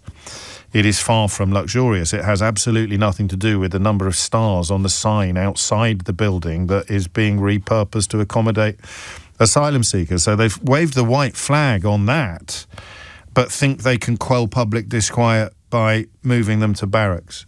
I just don't see it. Neil's on the Black Isle. Is that the Neil? It is, James. If there is, I'm assuming there's more than one Neil, but I'm one of the Neils. How many are there on the Black Isle, though? That's what we need to know. I don't know. Not too many, I don't think. It's. I mean, even though it is probably a Scottish heritage name, obviously I don't have a Scottish. It's true. Well, the reason I know, for people who are confused, is because you are a copper-turned most excellent crime novelist, and I want to know what you think. You're also not too far away from where one of these barracks is going to be. Indeed, yeah. I mean, obviously, like everybody else, I mean, I'm forced onto social media sometimes, and it you got does books to sell. Me. I have got books to sell, and I mean, certainly X is of absolutely no value to help you selling books. No. In these days, I mean, the way the algorithm has been skewed, that's a completely a departed duck, as you might say. But yes, I mean, I've been following this, and The simple fact is, if the government think this is going to quell the masses that are stirring themselves into a fury on X, they're sadly mistaken. But that's the point. Sorry to jump in. Is that we know that, but how many people are there with concerns or feeling disquiet that is quellable? We know the appallingly overrepresented unquellable disquiet, which is, borderline race wars now. I think Elon Musk is essentially calling for on the streets of Britain. You're never going to reach people like that with dull, hopefully sensible process. But do you reckon there are many people who are reachable, whose disquiet is quellable? I think it's really hard. I mean, I was watching a local Facebook group that's all based in Inverness, and it's kind of exploded with a mix of people saying, well, what do we do with them? How do we deal with these people in this situation? Through to literally proto-fascism around, really, I couldn't even repeat it on air. I wouldn't do, myself. You'd have to switch me off. To give you a mild, I mean, there'll be plenty of people, and you don't need to be Sherlock Holmes to know this, who, when the tabloid media have told them that everybody homeless begging on the streets is actually living in a house around the corner and leading a life of Riley and swinging the lead, they absolutely hate all homeless people, whereas today they'll be wondering why we can't put our homeless people in these barracks instead of these asylum seekers. Well, yeah, there's completely that. But we had Cameron Barracks, which is in Inverness, which has been used to house some Afghan migrants, but these are people, I think, who were assisting the British government over there. Nobody seemed to have a problem with that. Generally, I think probably because they weren't aware. Yeah. Now, obviously, it's mainstream news, and they've released the names of the barracks, so absolutely. You're going to have protests outside if you don't already. Absolutely. Cameron Barracks is actually quite central in Inverness. It's very close to a school. It's very close to some shopping areas. So people are jumping up and down. We don't want them here. Now, if they think this is a cheap option, we know it's not a cheap option. They've already said it's going to cost £1 million just to sort out the asbestos at Cameron Barracks. Yeah, and there's obviously all the money involved in just refitting it. Now, I think what the type of person who might celebrate people being put in old army camps thinks is they think they're going to be secure. Well, they're not.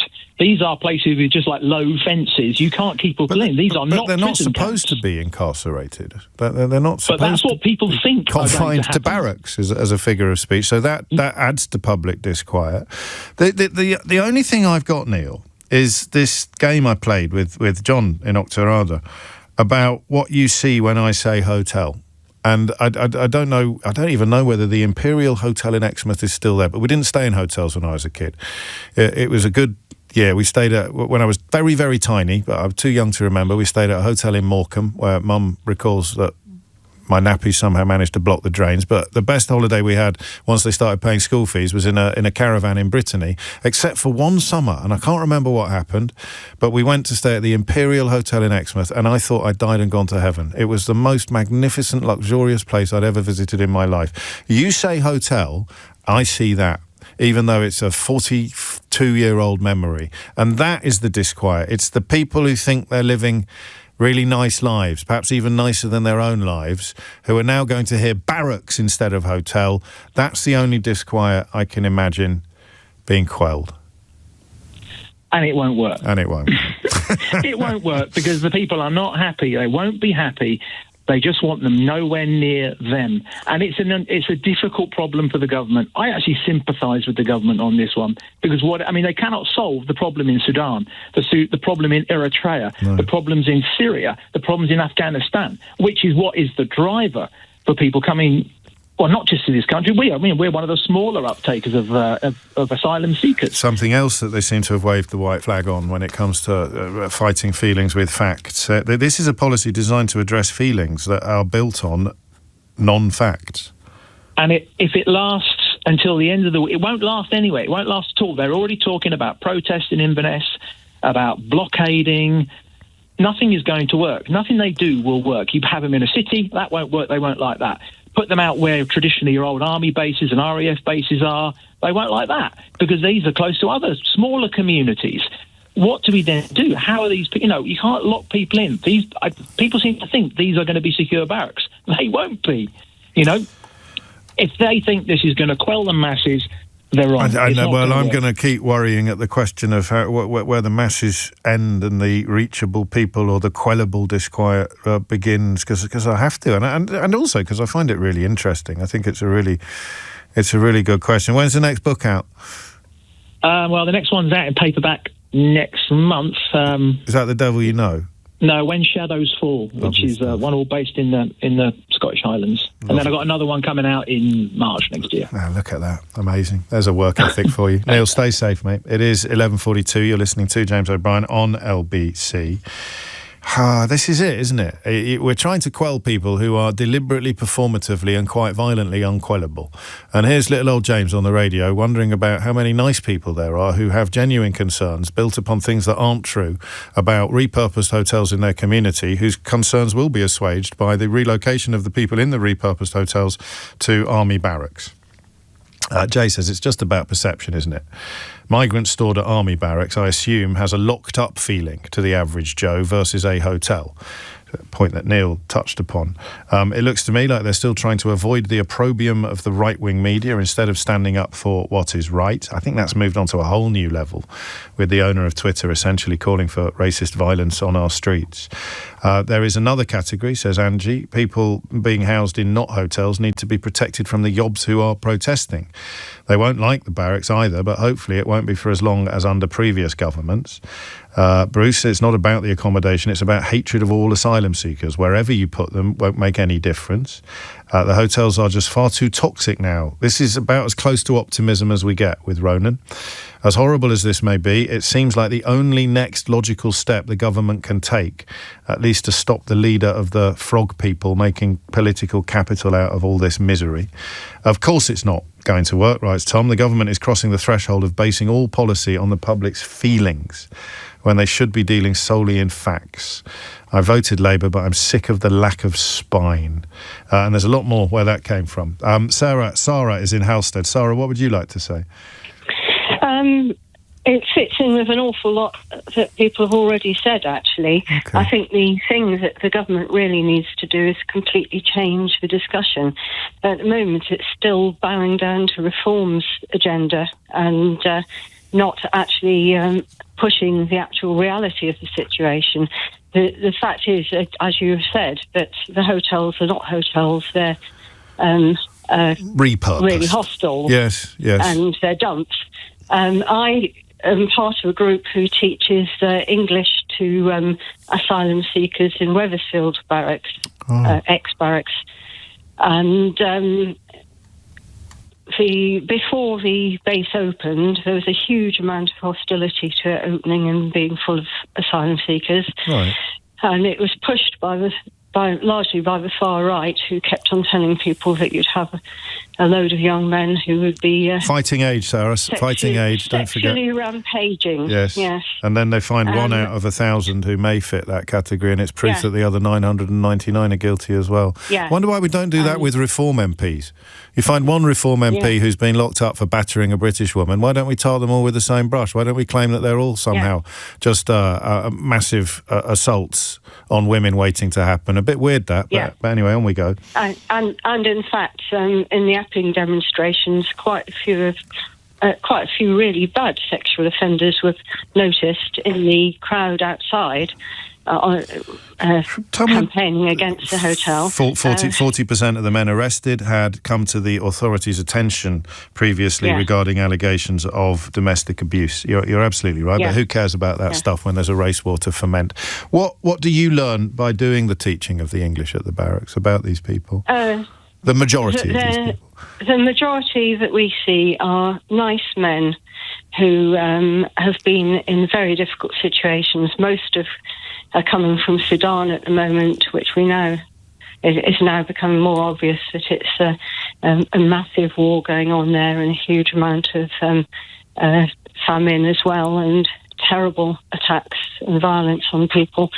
And they've gone through, we don't ask them about their past, but they've gone through terrible journeys to get here. They believe that Britain is a safe and kind country, and I feel really sorry that I can't say that everyone here is. Yeah. But I do think that the majority of people in Britain, actually, if they knew the facts, an awful lot of them would not be so anti-refugee. You have to cling to that. I think it's being stirred up.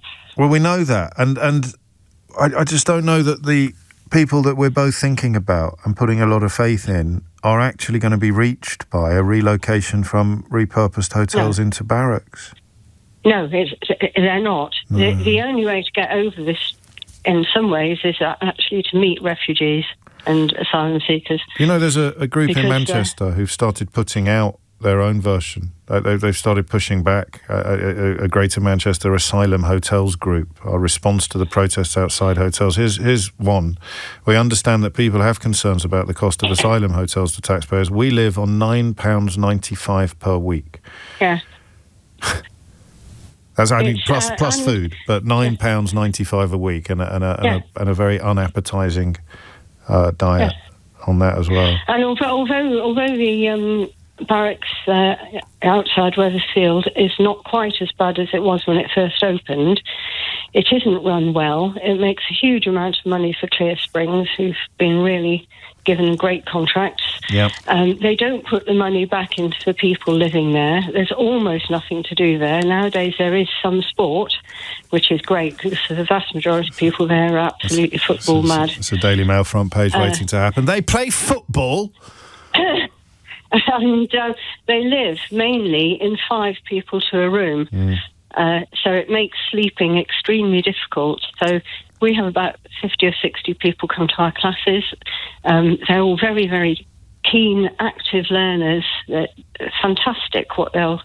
You know, I'm hopeless at languages, but these people, they really work during that lesson. They really want to learn English. Because they want to get polite, to work. Because kind, they want to get out and get to work as soon as possible. And rebuild a life that has been shattered in most cases. Thank you. And about 85% of them will get agreement to stay. So I do think what does help is speeding up decisions. It was deliberately come to a halt. It was deliberately halted by the previous government. Yeah. But I mean, presumably to create a situation like this for political reasons, whether it would add weight to the Rwanda nonsense or whether it would leave the next government, in this case the Labour government, with one almighty mess to solve that people like Chris Philp could pretend wasn't their fault.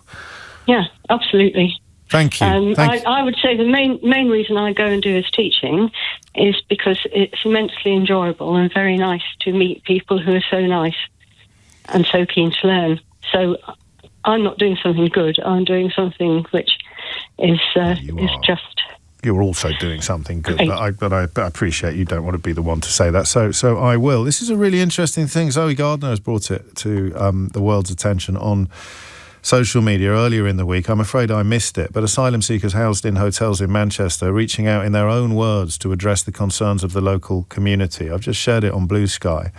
And I mean, that is arguably what the government should be doing, and what Sarah just did, fighting feelings built on lies and very carefully cultivated hatred with facts. Facts include, of course, the knowledge that every single demographic in this country will produce criminals.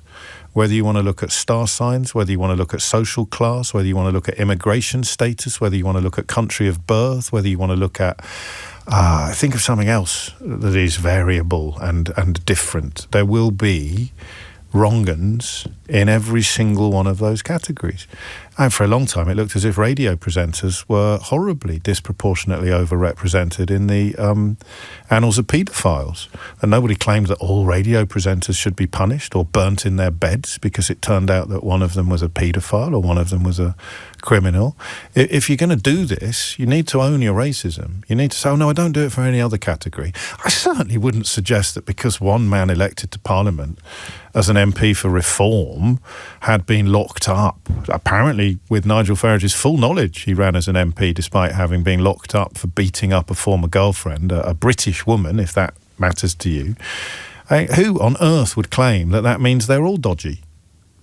Who on earth would claim? I mean, not just, of course, the ludicrous association of culpability with people who had nothing to do with the crime, but by dint of saying that we knew about this when we invited him into Parliament, we invited him to sit on our benches, we knew that he had been locked up for beating up a former girlfriend, kicking in the head of a former girlfriend. I mean, why would you not extrapolate from his case the conclusion that all Reform MPs should be treated like wife beaters? Why would you not do that? Oh, yeah, because you're racist. James O'Brien on LBC. It is 11:55. The man responsible for that, the criminal, the pervert responsible for the protest outside the hotel in Epping, has been successfully deported. But there's even a twist in that tale that Natasha Clark will share with us shortly. Before that, on an altogether lighter note, I suppose I should really reveal the enormous scoop that I've been teasing you with all morning. This, to mark the announcement earlier today that LBC and Global are the official audio and outdoor partner of Team GB. I wondered if you knew what my involvement was, my quite heavy involvement was with the 1996 Team GB Olympic team. Do you know, Natasha? Were you born? I was born in 1996. I don't remember the GB Olympics. We did quite well. We only got one goal. Well, two technically. Were you involved in that? I wasn't in the boat. I wasn't in the boat with Matthew Pinsent and Steve Redgrave, but I did have direct contact with both of them in the run. I helped them prepare. Did you interview them? No. Oh no, it's much more exciting than that. And not only them, I helped Ben Ainsley, Steve Backley, Roger Black, Jonathan Edwards. Helped? I helped them prepare. In fact, arguably, if it wasn't for me, they wouldn't have been able to get on the plane. You chased them on... No, if it wasn't for my help, they wouldn't have been able to get on the plane to the 1996 Olympics, which were in Atlanta. They weren't able to get on the plane without your help. I don't think they would have been allowed on the plane without my help, without what I had done for them being done. Did you check their passports? No, nothing like that. Stamp them? No. Stamp them in? I was the official outfitter. Oh my gosh, I love that. So I measured the inside legs of, nice. or not all, because I work with my colleagues on this, but of the entire male Team GP, myself and my colleagues at Aquascutum on Regent Street kitted them all out in the official blazers, club check trousers. They had some lovely kit and caboodle. And I have to tell you, do you know what off the peg means? So it's ready to go? Yeah, so like it's a the ready-made sizes, suit. precisely. Yeah. So usually it's a 6-inch drop. If you've got a 40-inch chest, you'll have 34-inch waist trousers. The trousers come with the jacket. It's all very straight. These men... But you had them totally tailored. They were monsters. Perfect. I mean, some of the thighs, Matthew Pinsent's thighs, we had to build trousers especially to accommodate. It was the most extraordinary tailoring experience of my life. Yes, but all of them, every single... And some of them had not really ever found smart clothes that fitted them before because they were bloody weightlifters. Can you imagine trying to find a suit that fits a weightlifter? It was an extraordinary challenge to which we rose, and I think it's fair to say, had it not been for our ministrations, then Chris Boardman, who won his bronze that year, I think, one of the beginning of him becoming a household name, would not have been allowed onto the plane without the proper kit and caboodle. Did they wear these suits to get on the plane with? So were they pictured going up the plane all of that, in your suits? Yeah, it was incredibly proud. They weren't suits, to be clear. It was a blazer and slacks ensemble. Okay, right. So it wasn't like, the kit that they went on as well. Some of them had necks. Our shirts only went up to about 18 inches. For some of these lads, get them pulled in. Honestly, they had necks like tree trunks. It was extraordinary. Anyway, I said there was a twist in the tale of Hadush Kibatu, probably the best-known sex offender, I was about to say in the country, no longer in the country, but even as the government announced a, quotes, successful deportation, end quotes, evidence emerges to give some grist to the mill of the people who would deny them even that dubious pleasure. Yeah, that's right, James. So we had the news quite early this morning, around 5:30 this morning. The Home Office confirmed that sex offender who was mistakenly released from prison last week had now left. He's now in Ethiopia. It was confirmed earlier today. In the last few minutes, the Home Office have also just confirmed that he was, in fact, given £500 of taxpayers' cash in order to get on this plane. You'll remember Hadush Kibatu, he sexually assaulted a 14-year-old girl and a woman just days after arriving in Britain. The Home Office tell us today that he was escorted by 5 bodyguards. They tell us that the reason for this was doing, they say it's a discretionary £500 payment. It sounds like, reading between the lines, it was basically because they thought he might kick off or launch a legal challenge if they... Knowing he would have to leave, but postponing the moment of truth members of the removals team essentially said, if we give you 500 quid, will you get on this plane? And he said yes. And it's not an uncommon thing. We do it a lot. We pay, it's a part of a facilitated return scheme. We pay a lot of people a lot of money to leave the country. I think last year it was something like £70 million in total. It's a lot of money. Obviously, politically, it's a lot less than people would. And exactly, and obviously Shabana Mahmood today, David Lammy today, very clear that it's worth putting him on a plane. It's worth putting five officers there to help forcibly deport him. And it's obviously in the eyes of Home Office officials who have authorised this payment, worth giving him that money to get him out of the country. And as such was the uproar over him. Obviously the protest that sparked, and of course last week with that disastrous decision from HMP Chelmsford to accidentally, they believe due to a Home Office error, release him. And I'm sure this will come up at Prime Minister's questions in the next few minutes, James. Albeit that the scheme was in place under previous governments as well, and the Home Office staff who would have made this decision, the removals team who would have made this decision, would have had no contact whatsoever with ministers, something that I think Alex Norris has made absolutely clear today. So it's not a political problem, but that won't stop Kemi Badenoch from trying to make hay with it. What else do you think will come up? Yeah, I think it's been a bad week for the Home Office, hasn't it? We've had that disastrous report on Monday about this which came from the Home Affairs Select Committee, talking about the state of the Home Office, saying it's not fit for purpose, and even Shabana Mahmood, the new Home Secretary, has admitted as such. The Kabatu affair, you've had obviously asylum accommodation, the government's plans to try and put more people into barracks. However, as you were talking about earlier, maybe admitting that it's not even going to save the government any money in order to do so, but the government believe that it is worth doing that in order to take the heat off the front pages and to take that political pressure away from them. But it does feel like it has been, we talked about the grooming gangs inquiry we talked about the grooming gangs inquiry last week, didn't we? And obviously the way that inquiry is still struggling to get off the ground. It does feel like it's been a really, really tough week for the Home Office, and I'm sure that Kemi Badenoch will be wanting to put the boot in on what she thinks, I'm sure, will be a bit of a weak Achilles heel there. We're poised to cross live, but do you want to see something really funny? Always. I'm just showing my phone to... Can I read it out? Yeah, go on. At Mr. James O'B social, this is your Blue Sky account. This is a message that you've just shown me. Still got my 96 blazer, James. Has a lovely ice cream seller's quality to the stripe ice cream emoji. Suits you, sir. That is from Matt Pinsent? Yes, the gold medal winning one of the finest rowers, one of the most successful Olympians in the history of this country. Amazing. It's good to know you're listening, Matt. Pictures or we won't believe you. I think you need to send us in some pictures. I really want to see the quality of James's tailoring. That's a lovely little radio moment, though. The tailoring on that, really right across the back. And I bet he hasn't got the trousers, because if his thighs are still that size, I'd be absolutely amazed. Can I ask you a tailor question? Well, I don't know. Should we not do a little bit more on PMQs? No, I want to ask, because Rishi Sunak wore those suits which were quite a lot shorter, and it seems to be the trend these days for men to wear suits that were a lot shorter.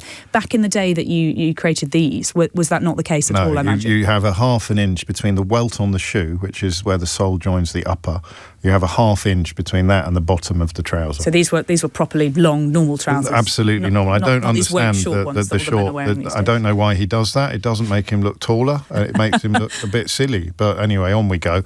So... it's probably going to be all Home Office, is it? There's not a lot else to do. And when Starmer will push back and say, well, it's your mess, and Kemi Badenoch will pretend that Rwanda was either a great success or it was about to be a great success. I imagine that might come up too, If only they just somehow believed a bit more. Yeah, exactly. So we've given up believing in Britain, and now we have to believe in Rwanda. Well, speaking of Rishi Sunak, there was that plane that was scheduled to go. He called the election, and he decided not to let that plane go. So, that's on Rishi Sunak's head. Why the Rwanda scheme never got off the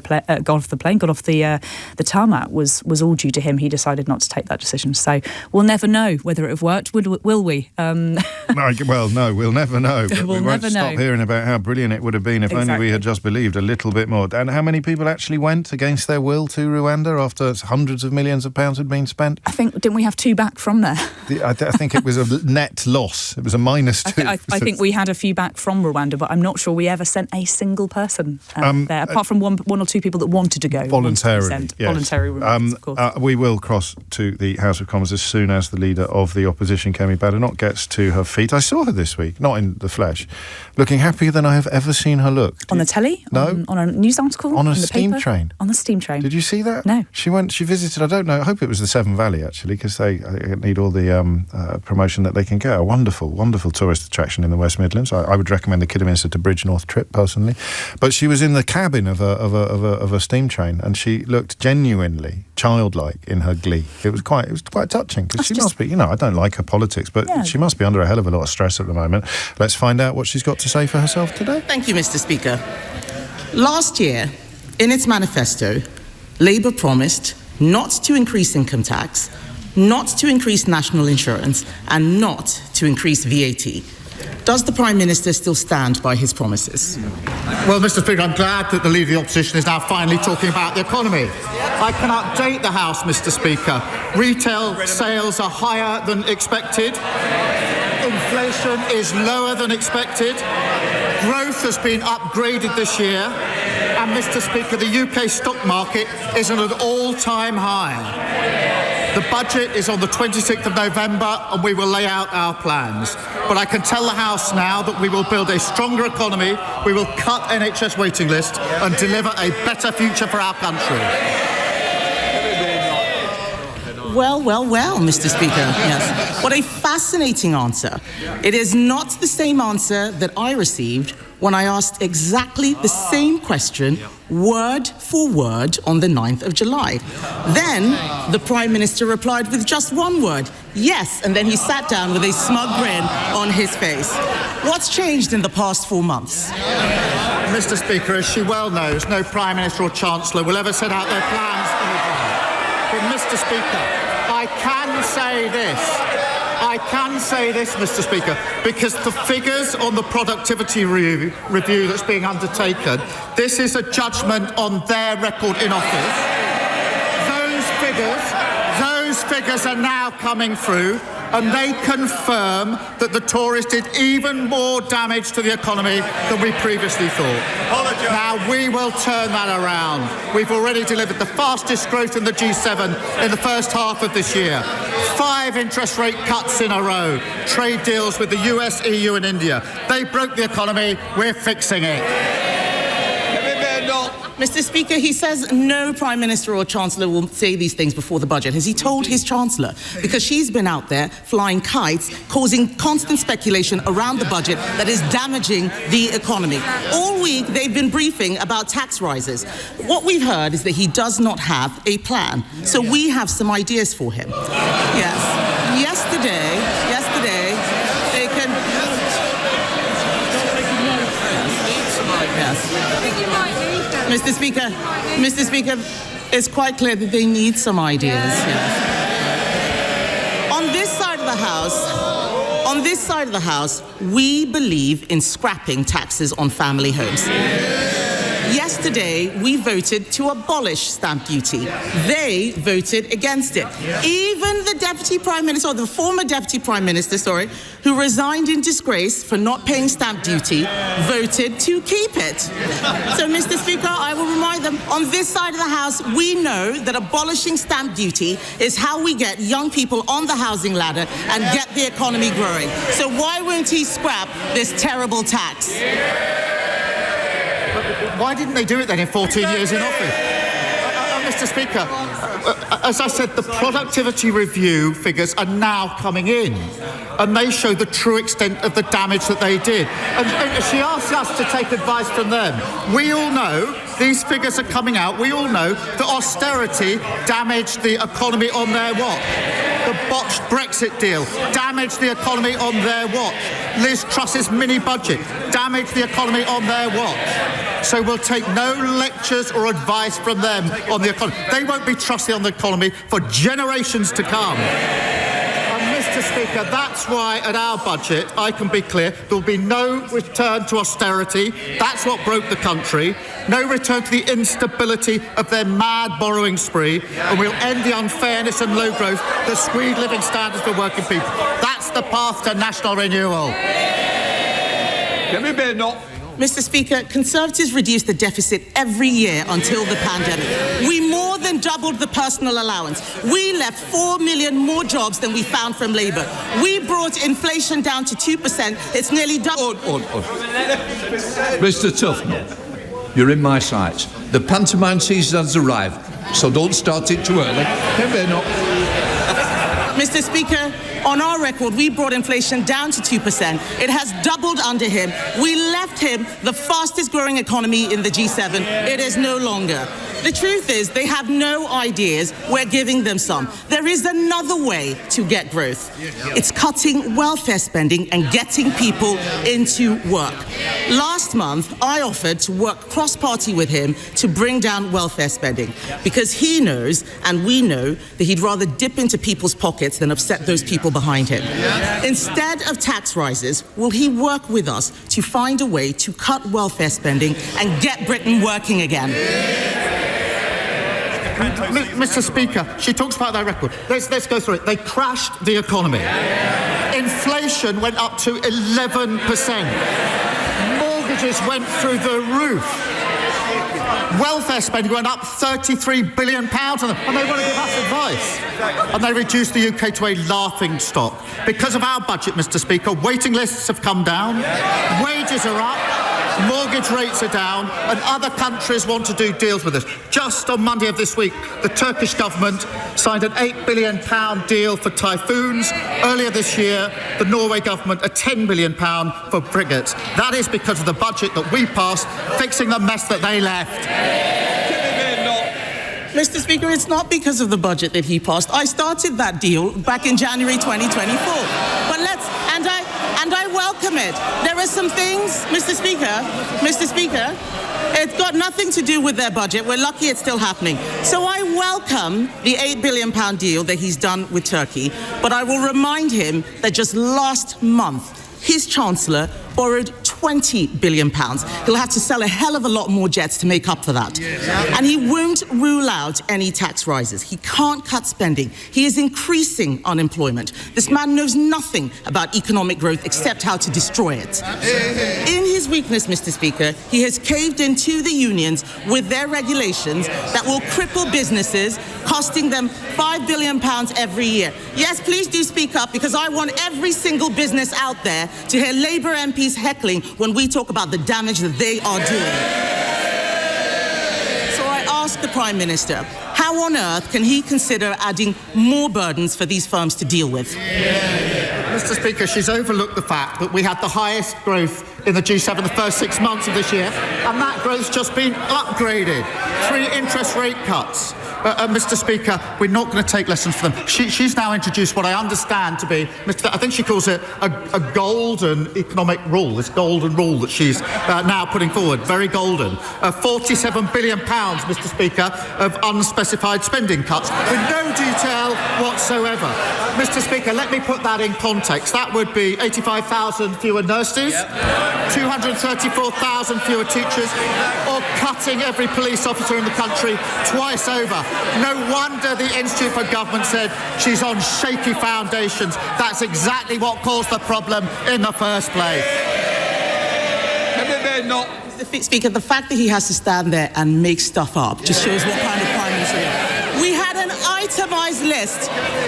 itemised list of 47 billion. 23 billion was on welfare spending, which I asked him to work with us to cut. He refuses to do so. All he knows how to do is tax.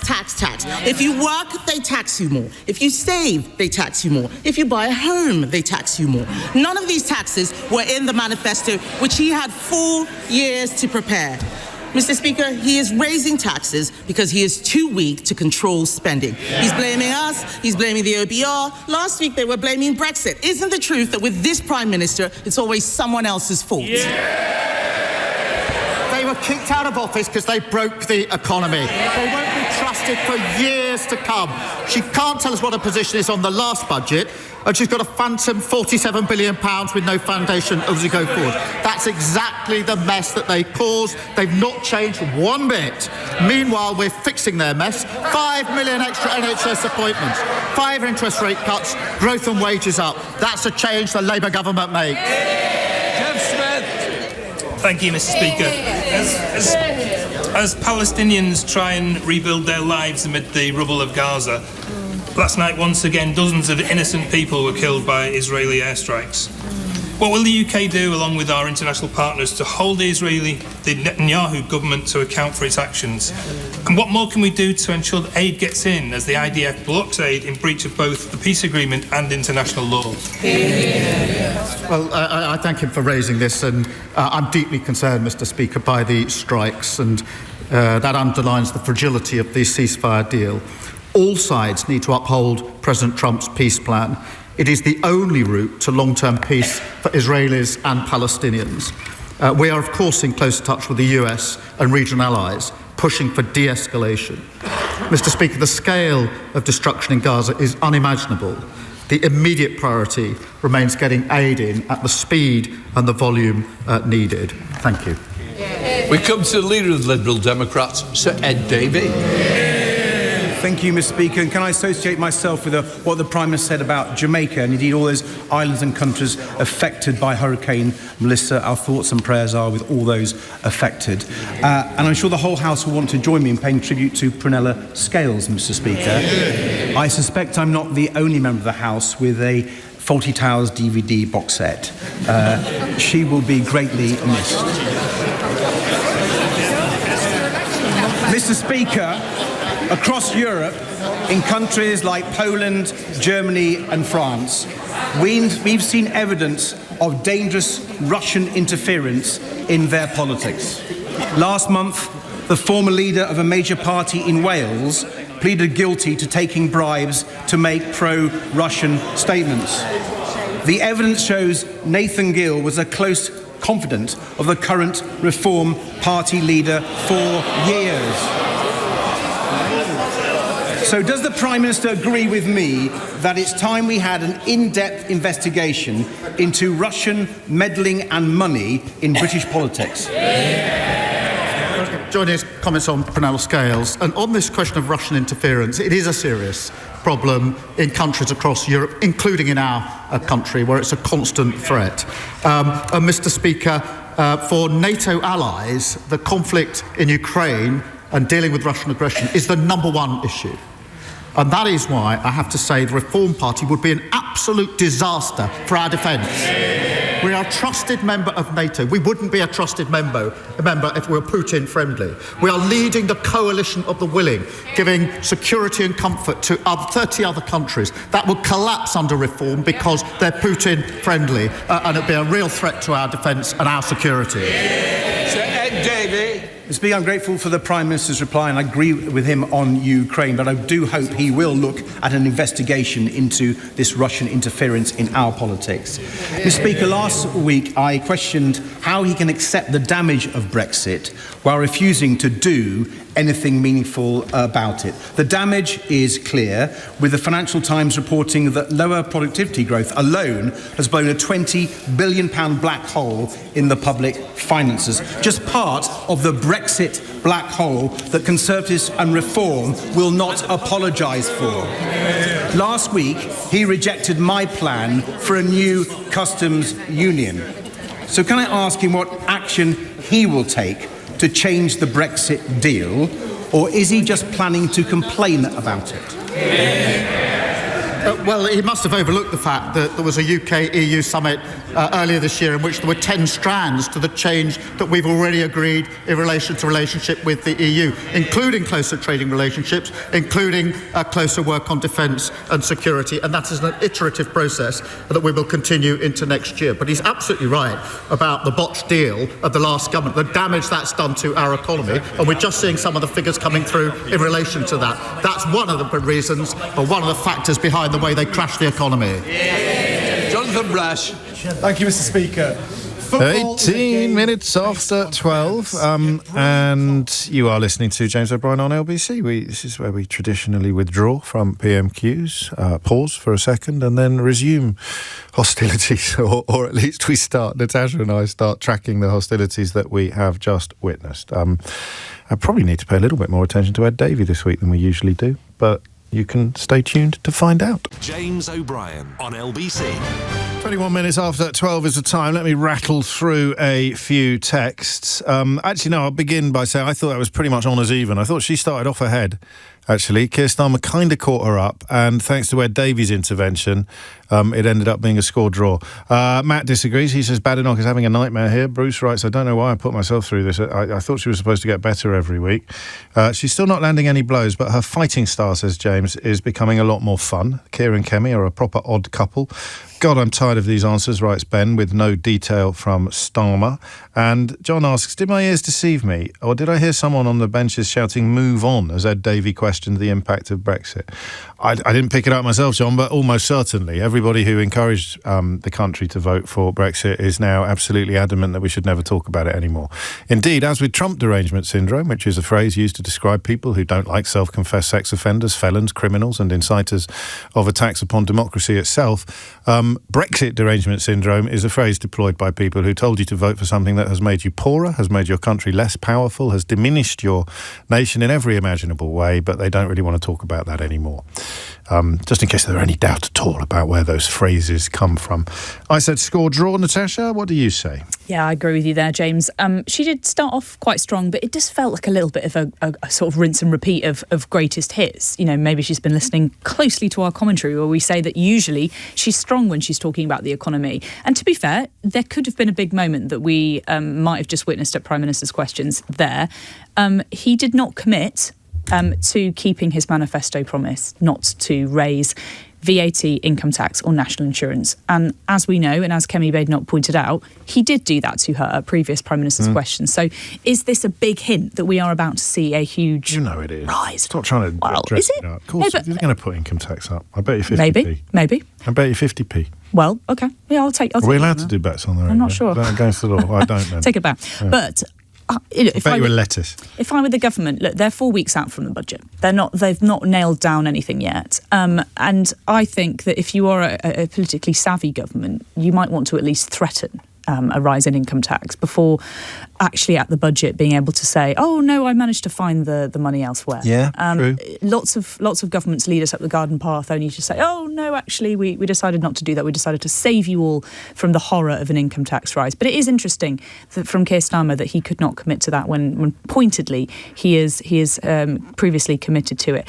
And equally, if you indeed are right, James, how do you sell a breaking of a manifesto promise like that? Do you, as Keir Starmer appears to be doing, blame Brexit, blame the government's Things trade are worse deals? than we realised. Yeah, but were they not worse than we realised last year? Were they not, Donald Trump's tariffs? They're even worse than we realised. Yeah, but Donald... Ask me again. They're even worse than we realised. They're even more worse than we realised. That's how they'll do it. What do you pin it to? If you have an excuse and you have to say there is a reason why we are having to raise your taxes now, we are going to have to pin it on something. I think... I'm not saying that you can't blame it on Brexit. However, it happened a little while ago, and many people will say, and as you heard in their during PMQs, is this something that's not happening anymore? I think she'd appear, wouldn't she?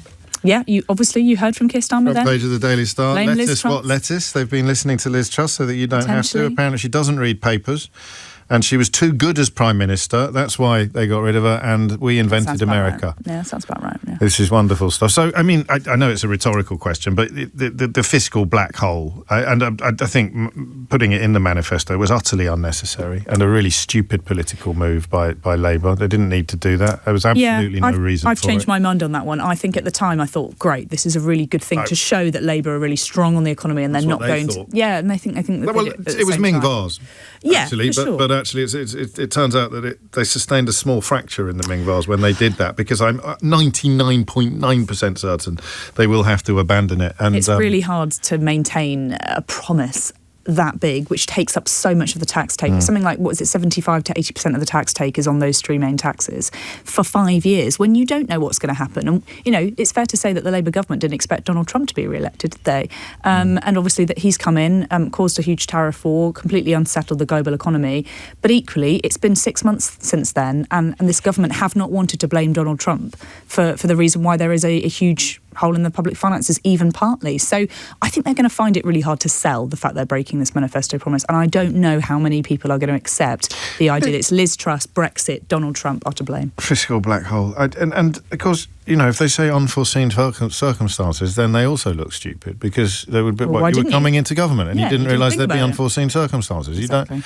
And they still would have won. But I can't imagine there would have been many votes lost if they hadn't put that in the I totally agree with you now. Obviously, in hindsight, it's easier for us to say, isn't it? Of course. But I agree, it was a really, really tricky one that everyone knows we've got to raise, unless you're Kemi Badenoch pretending that you can find it down the back of a sofa. Well, this government's big stick going into this budget, I'm told, is no return to austerity. We're not going to do that again. We're not going to cut spending, even though you've obviously got departments where spending has increased. You talk a lot about the welfare department, and it's categorically objective to say that budget is spiralling higher and higher and higher, and this government don't seem to want to be able to grip that.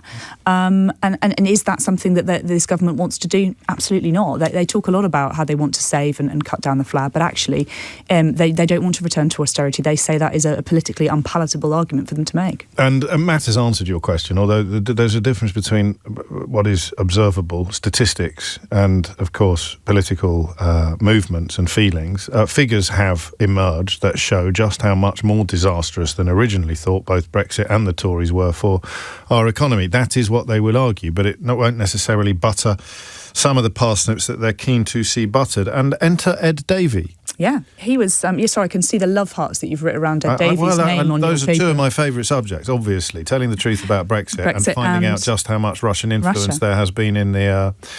body politic. Yeah, and he did note the MP before him noted Israel as well. I thought the potential breaking of the ceasefire, the fragile peace agreement potentially disintegrating might be something that Ed Davey would raise.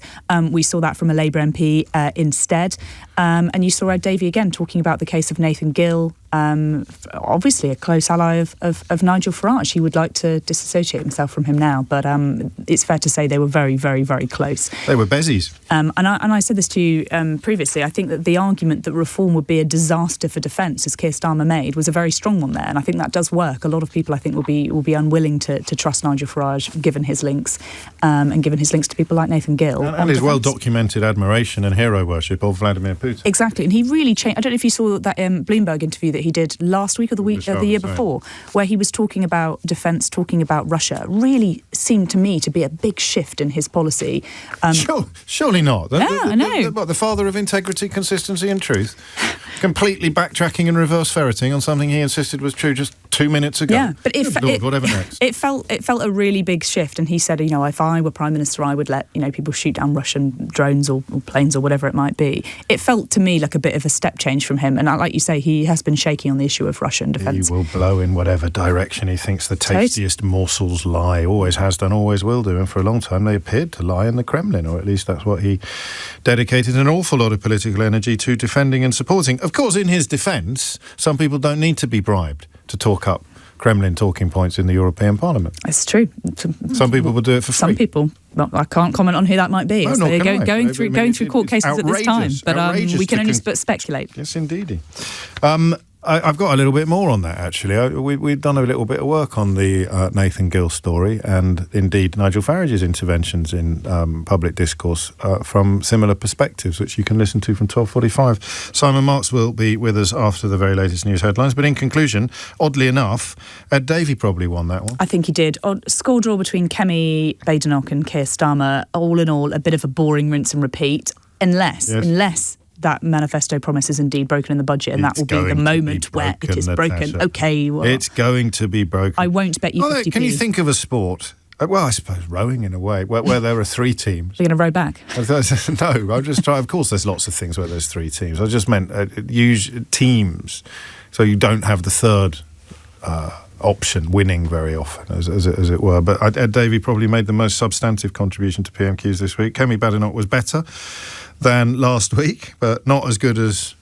Not as good as some of her greatest hits. I think she was fine last week. That she was quite strong in some points. But this one, it just felt like she wasn't able to press beyond the first question. She wasn't really able to take it on too much this week. And Starmer was just a bit boring. He was fine. Just dull, and I've heard it all before. Tell me something I don't know. You've both forgotten, writes James, how wafer thin or wafer thin Labour's winning majority actually was. If it had left itself vulnerable to tax and spend claims, then many of those tentative Labour constituency wins may not have got across the line. You make a point. They had a very shallow win for Labour, of course. Many constituencies where they just about got over the line there. So Labour are putting your taxes up, lose votes, so they have to say no, we're not, even if then they do. Exactly. Showbiz. It's 12:31. Thomas Watts has your headlines. James O'Brien on LBC. 12:34 is the time. Donald Trump is trumping all over the United States of America, and our sometimes vain but often successful attempts to try to keep track of the extent of the horror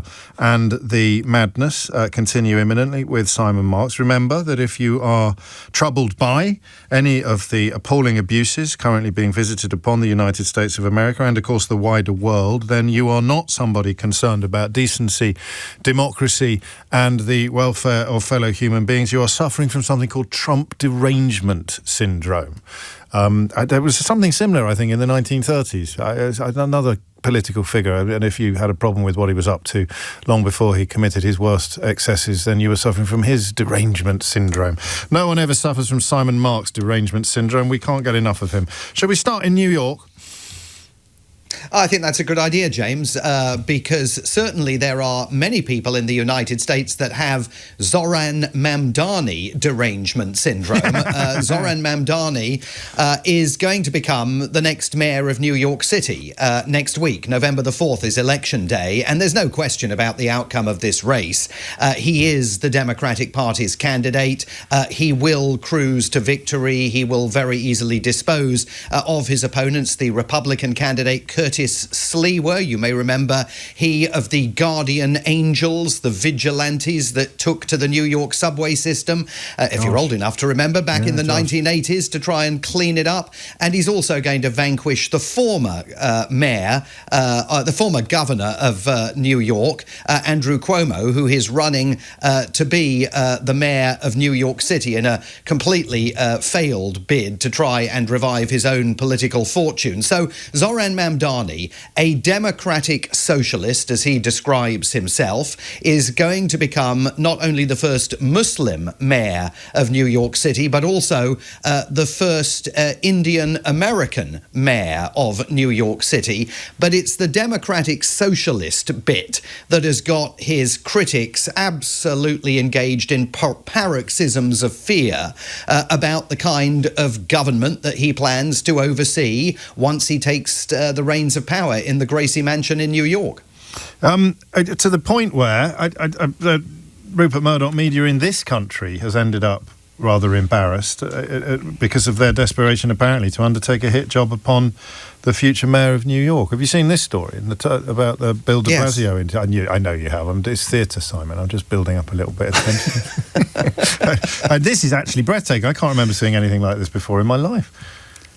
It's extraordinary. This is Bill de Blasio, the former Democrat mayor of New York City, himself pretty controversial for his tenure, which is widely considered, even by Democrats, a failure when he ran things in New York City.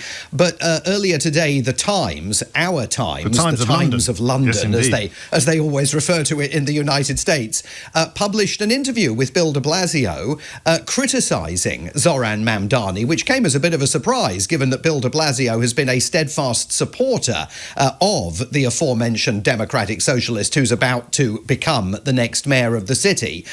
Well, it turns out that the Times appears to have been taken by some kind of scammer, because they've now, as far as I can understand it, removed the page from their website after Bill de Blasio put out a furious statement saying he never spoke to the newspaper, absolutely never spoke to the reporter in question, wanted to make it 100% clear that the views that were being published on the Times website were not his views about Zoran Mamdani, that he's completely lined up behind Mr. Mamdani's populist, radical, left-wing agenda, and it certainly looks as though the Times has been taken in by someone who was impersonating Bill de Blasio. I mean, we've seen this before on various occasions with other politicians in the United States who have been taken in on various radio talk shows and things like that. But it's pretty extraordinary, it's coming on as the radio, close as it has done to the election. Yeah, of course. And you can hear John Colshaw's recent full disclosure where he recalls the time he rang Downing Street pretending to be William Hague and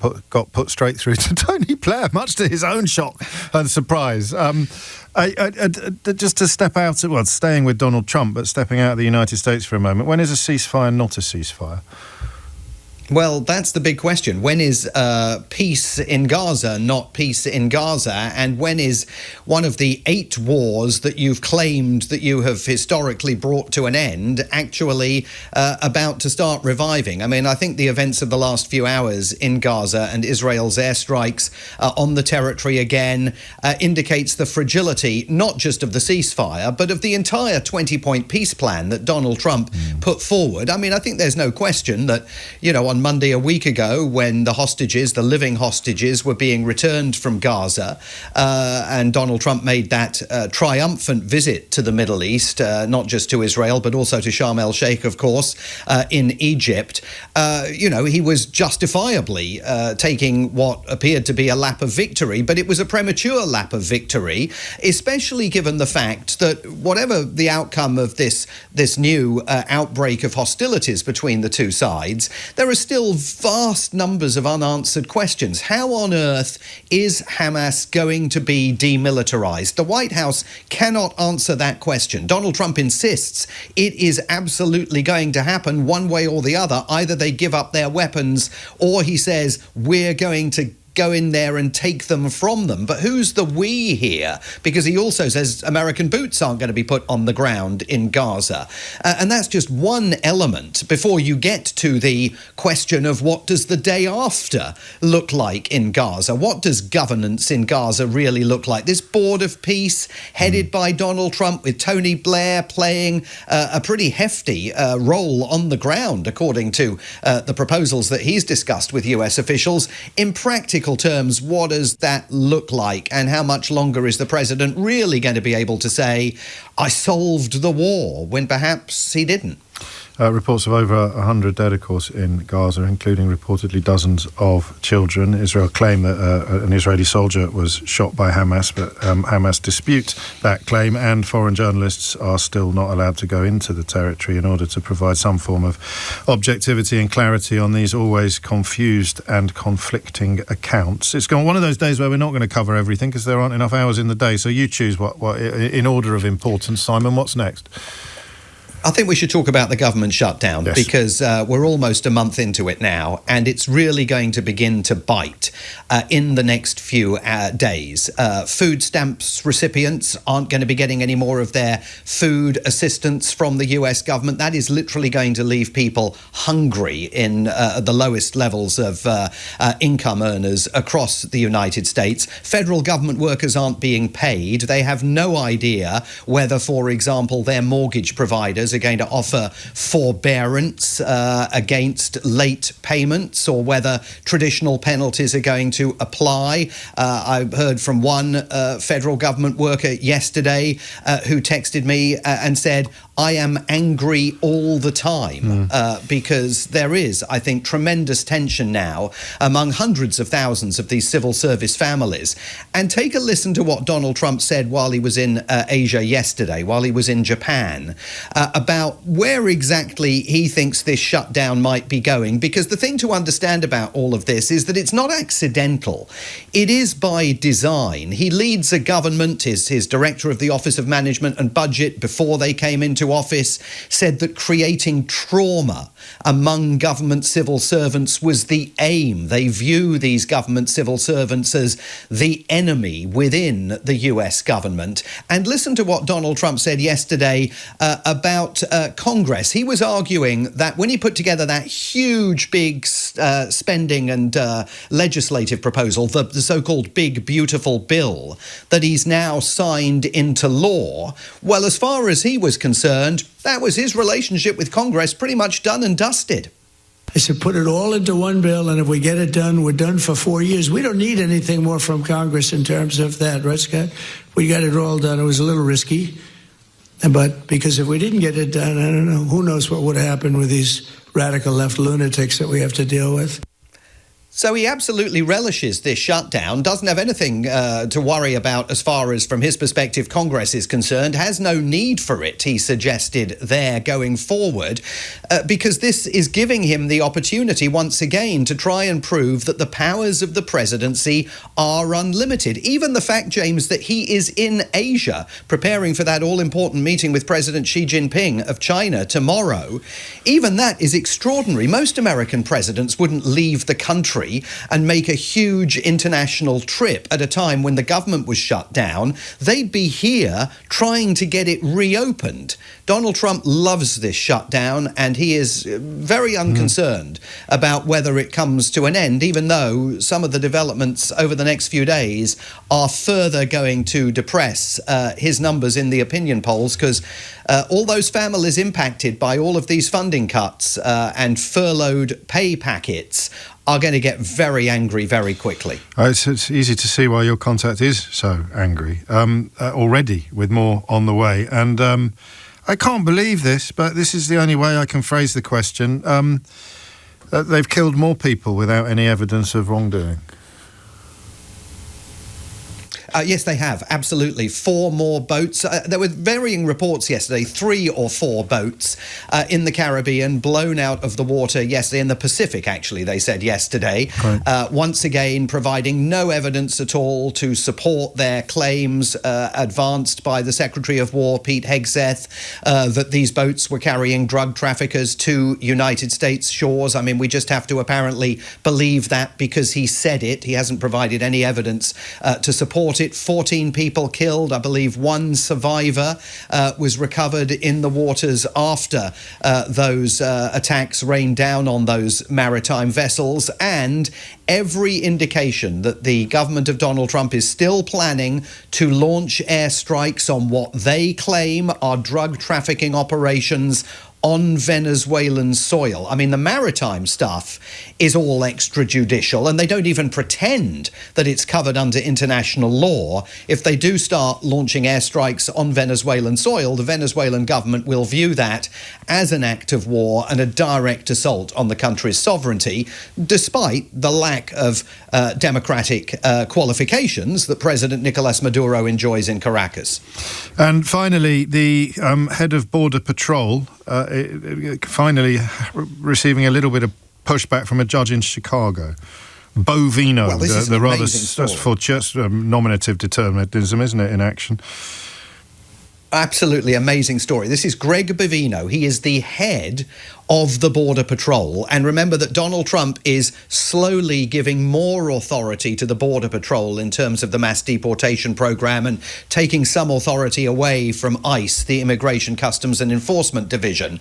Bovino, and I mean, I'm saying this objectively, he has been strutting around Chicago like he owns the place. He's always dressed in fatigues. He was seen on video lobbing a tear gas grenade at a crowd of protesters exercising their constitutionally protected First Amendment rights to demonstrate against US government policy. He displays an arrogance and a cockiness that I think is unmatched in the field, even by the standards of Donald Trump's usually masked and thuggish operatives. Well, a judge literally yesterday ordered him to start appearing before a court in Chicago every night, every weeknight at 6 p.m. going forward, because she says she wants a report on his activities and the activities of the Border Patrol in an effort to make sure that the kind of danger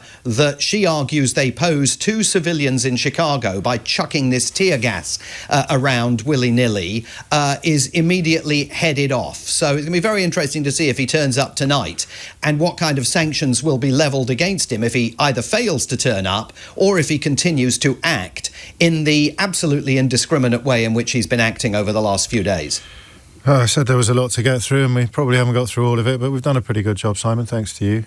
We will talk again soon, and that I think that is the thing to watch. I mean, it's so hard, isn't it, for me to say to you, or for Simon to say to you, that's the thing you need to watch most closely. Is it the shutdown? Is it the extrajudiciary murders, essentially, that are being undertaken without any rationale or reference to international law in the seas around America? Or is it the deployment of essentially sort of armed agents on the streets of American cities under the lie that they are in peril or unsafe? He said more than the National Guard will be deployed on American streets next, and the massive majority of the people that Bovino's operatives are targeting are American citizens. So even the immigration argument has gone out of the window now. It is 12:48. That question from Ed Davey, I'll remind you of it shortly.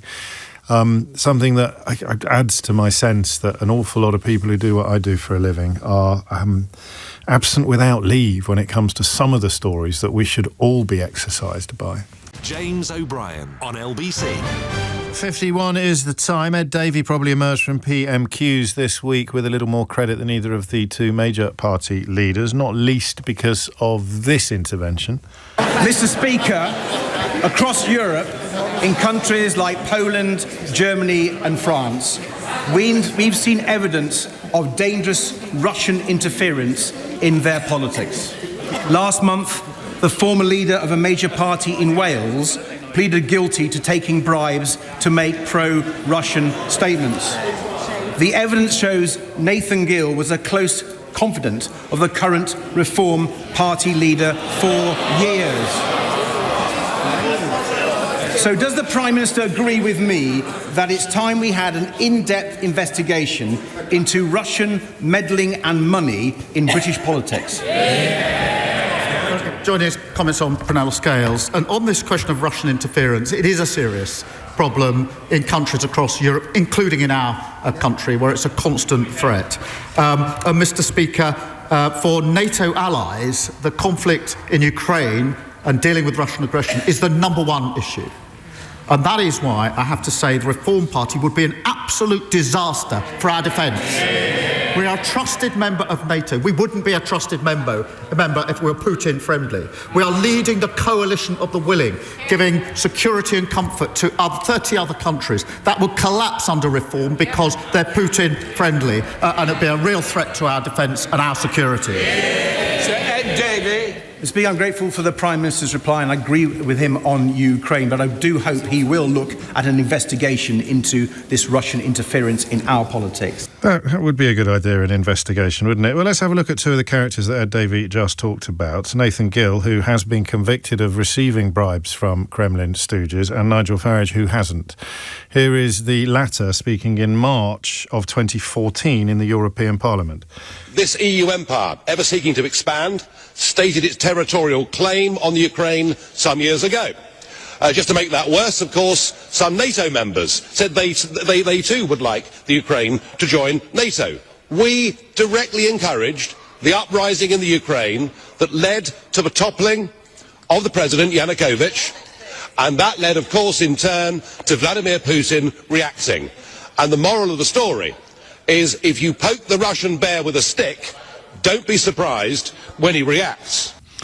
That, as I keep stressing, is categorically not the man who has been convicted of taking bribes from a Kremlin stooge in order to punt pro-Kremlin talking points in the European Parliament. That chap is called Nathan Gill, and here he is speaking in the European Parliament in the same year, just a few months later.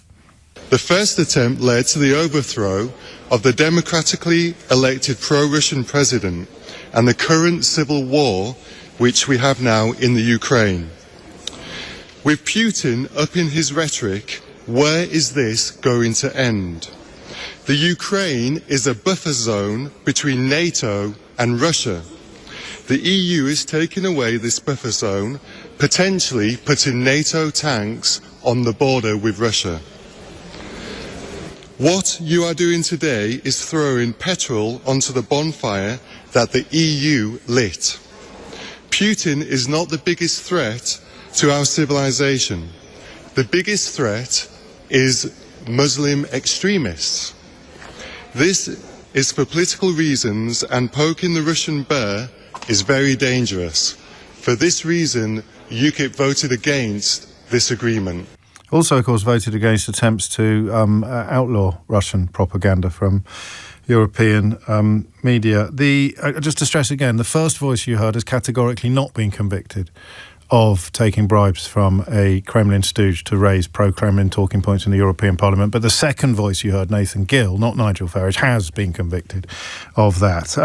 They both sound like admirers of Vladimir Putin, don't they? I wonder who the biggest admirer is. I don't admire Putin. What I said was he'd outwitted and outclassed you all over Syria. I also said I didn't like him as a human being and I wouldn't want to live in Russia. But what I want us to do, let's not meddle. Let's not meddle. Hang on, just before you go on, you did actually say you admired him. As an operator, not as a human being. The question was, which current world leader do you most admire? As an operator, I would say Putin. Yes. So lying there, David Dimbleby reminding some of his successors at the BBC how you hold liars to account when they are lying. He's also perhaps lied about his closeness to or knowledge of or fondness for Nathan Gill, the man who has been convicted of taking bribes from Kremlin stooges for raising pro-Kremlin points in the European Parliament. Categorically not the case that Nigel Farage, who delivered a speech in the same year sounding rather similar, has not been convicted of taking any bribes from the Kremlin. Indeed, there is no suggestion whatsoever that he has, although some people may want to ask some questions. I am certainly not one of those people. I will ask, though, whether it's true that he barely knew Nathan Gill, as one of his more modern colleagues claimed. But in particular, it's a big victory for Nathan Gill, our leader in Wales, an honest, decent, honourable man who's been loyal to me and the party at all times. Nathan, you've led UKIP Wales into this, and well done, you. Now known, of course, to Nigel Farage as Nathan Who. But no doubt there about precisely who Nathan Gill was. And talking of lying, it's always worth reminding ourselves of how it operates and how easy it is to make claims that are simply not true if the person you're making them to hasn't done their homework. The ever eastward expansion of NATO and the European Union was giving this man a reason to his Russian people to say they're coming for us again and to go to war. But you were echoing him. Sorry? You were echoing him. That's what Putin says. No. Sorry, I've been saying this actually since the 1990s.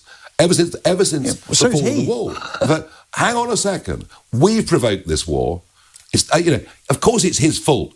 He's used what But we provoked the invasion of Ukraine. Yes, and very interestingly, once again, 10 years ago when I predicted this, by the way, I'm the only person in British politics that predicted what would happen. And of course, everyone said I was a pariah for daring to suggest it. George Robertson, former Labour cabinet minister, who went on to become the Secretary-General of NATO, has in the last couple of weeks said the war is a direct result of EU expansionism. George Robertson later clarified that he had done nothing of the sort and responded to Farage's misinterpretation of his statement, Lord Robertson, by saying that Farage was parroting the Kremlin line.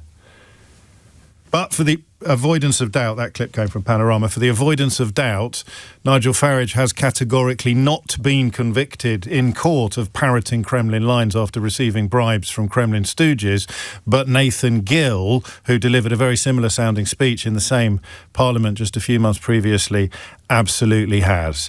And some people will respond to Ed Davies' point in Parliament today by questioning whether there is any need for a further inquiry, a deeper inquiry into Russian interference in UK politics. But remember, I'm just asking questions. If you missed any of today's show, you can listen back on our free Global Player app or the new LBC app, where you can stay up to date on the top stories and opinions, put your news categories in the order you want, pause and rewind live radio, as well as listen to a range of podcasts, including Full Disclosure with Charles Dance this week and James O'Brien Daily. Download the official LBC app for free from your app store now. Tom Swarbrick with you at 4 on LBC, but now it's time for Sheila Fogarty. Thank you very much, James. James O'Brien on LBC.